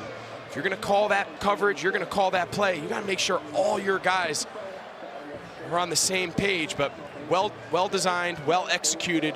And what a drive, though. I mean, it all starts with Deebo Samuel. Every time they needed something to get him down there, they went to Deebo Samuel, and Brandon Ayuk was there to finish him off. That was the play of the drive, though. 3rd down, Deebo Samuel, 56 yards. Garoppolo hit him right on the money. Look at these 2-star wide receivers. I know Samuel's kind of a hybrid running back, but how they doing tonight, okay? Yeah, I think that's pretty good. I mean, it's just so much fun. 2 teams that like to play physical football, good defenses. It's a grinded-out affair, and you've got star wideouts playing great. Now it's Rodgers on the short kick, and he's tripped up and scurries across the 25. As we remind you about the Christmas doubleheader coming up. First the Browns and Packers, and then primetime Colts and Cardinals. NFL Christmas doubleheader. 3:30 it starts on NFL Network, Fox, and Prime Video on Saturday. But first, 2:16 left. 17-17. Each team with all 3 timeouts. You're going to get a real good indication here how both these teams feel the end of this game is going to last. How much confidence do they have in Ryan Tannehill to execute this offense? They can stop the clock 4 times. 2 minute, both teams have all 3 timeouts. Here's Tannehill, pressure coming, gets rid of it over the middle and has a completion. That's Jeff Swaim. Now you take it down to the 2 minute. Wouldn't be surprised to see him try to hurry up quick, try to get him to jump off sides, but you're not going to run another play on the top half of this 2 minute. And so we get to the 2 minute warning. All knotted up at 17 between these 2 great teams. Who's going to come out on top? Back after this. Our crew to yours. Look at the fine crew of ours. Artie Kempner, our director. Pete Macheska, our producer. Pete's got the Grinch sweatshirt on the back. He's a little bit of a Grinch at times, but we love him. Our entire NFL Network crew, glad to have you aboard. Great game. 17 all. 2 minutes left. Going to hand it off here. And will be enough for a first down. Looks like from here is Warner on the tackle on McNichols. 150 and counting. Each team 3 timeouts. Yeah, you got to get your first down here, right? You don't want to be reckless on the first couple plays and potentially give the ball back to San Fran. So smart play there. Now go hurry up. As Swaim has the catch. By the way, Pam Oliver tells us during the break that Azeez Al-Shire, they showed that he's been banged up. He's contended to for a knee injury right now. One of their good linebackers. So he's out this drive. 2nd down and 6. Tannehill over the middle, incomplete. Swaim coverage, and there's a penalty flag as Harris had the coverage.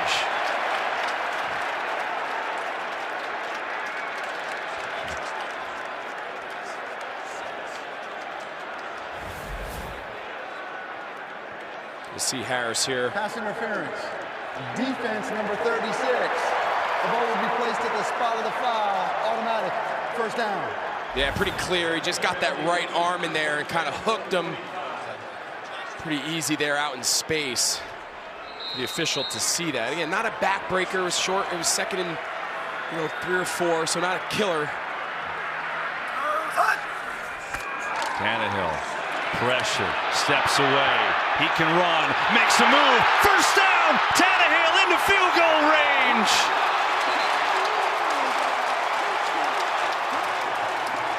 Now, if you're San Francisco, you got to start thinking, now I got to use my timeouts, right? They're in field goal range. You're going to see Kyle Shanahan just took his first timeout.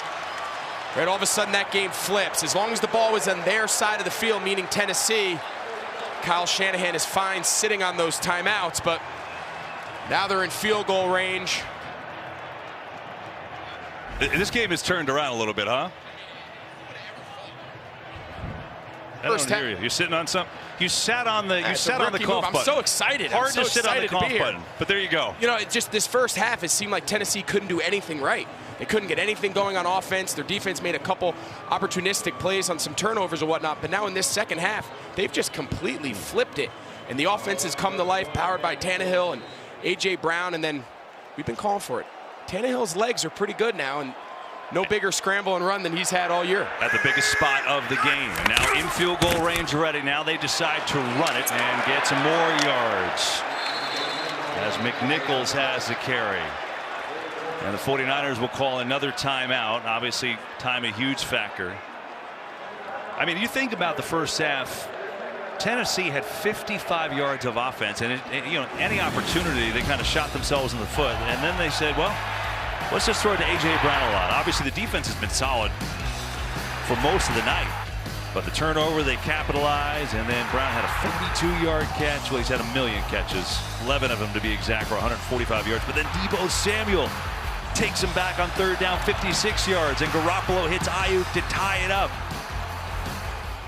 But Tannehill, 3 game-winning drives this year, looking to lead a 4th. On a 2nd down and 5, 49ers 1 timeout left. Tennessee already in field goal range for Randy Bullock, who's long this year is 51, but his career long is 57. He's well within that. 2nd and 5. They're just going to run it again, and that's not going to get anywhere, and the 49ers will call their final timeout. Yeah, if you're San Francisco, you have no choice. You got to just completely sell out. There's very low percentage chance Tennessee's going to risk putting this ball in the air, of course, to potentially stop the clock. So you just got to sell out. You let them convert on a 1st down here. This field goal either wins it or it's the last play of regulation. We go to overtime. So if you have any shot of getting this ball back, assuming they convert 3 here, goes without saying. This is the game right here. It's a 44-yard field goal from where they are right at this spot.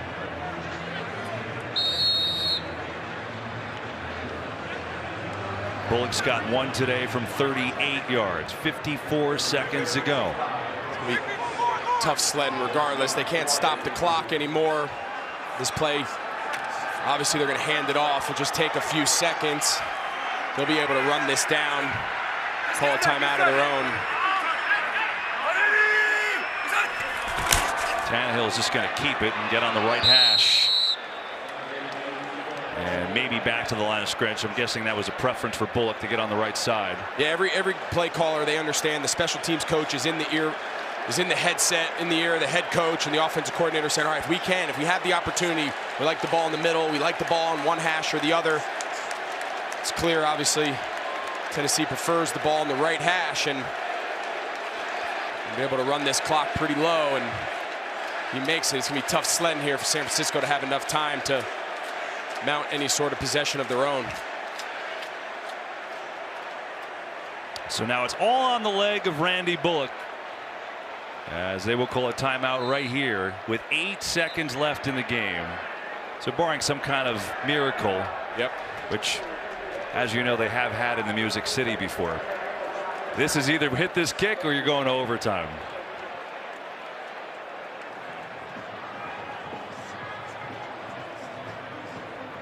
Tannehill with a big scramble on this drive.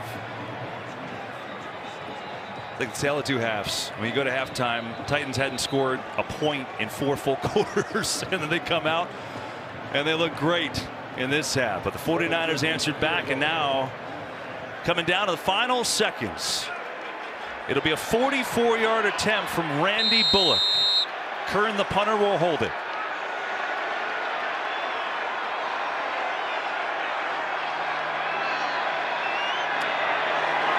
And he's got it.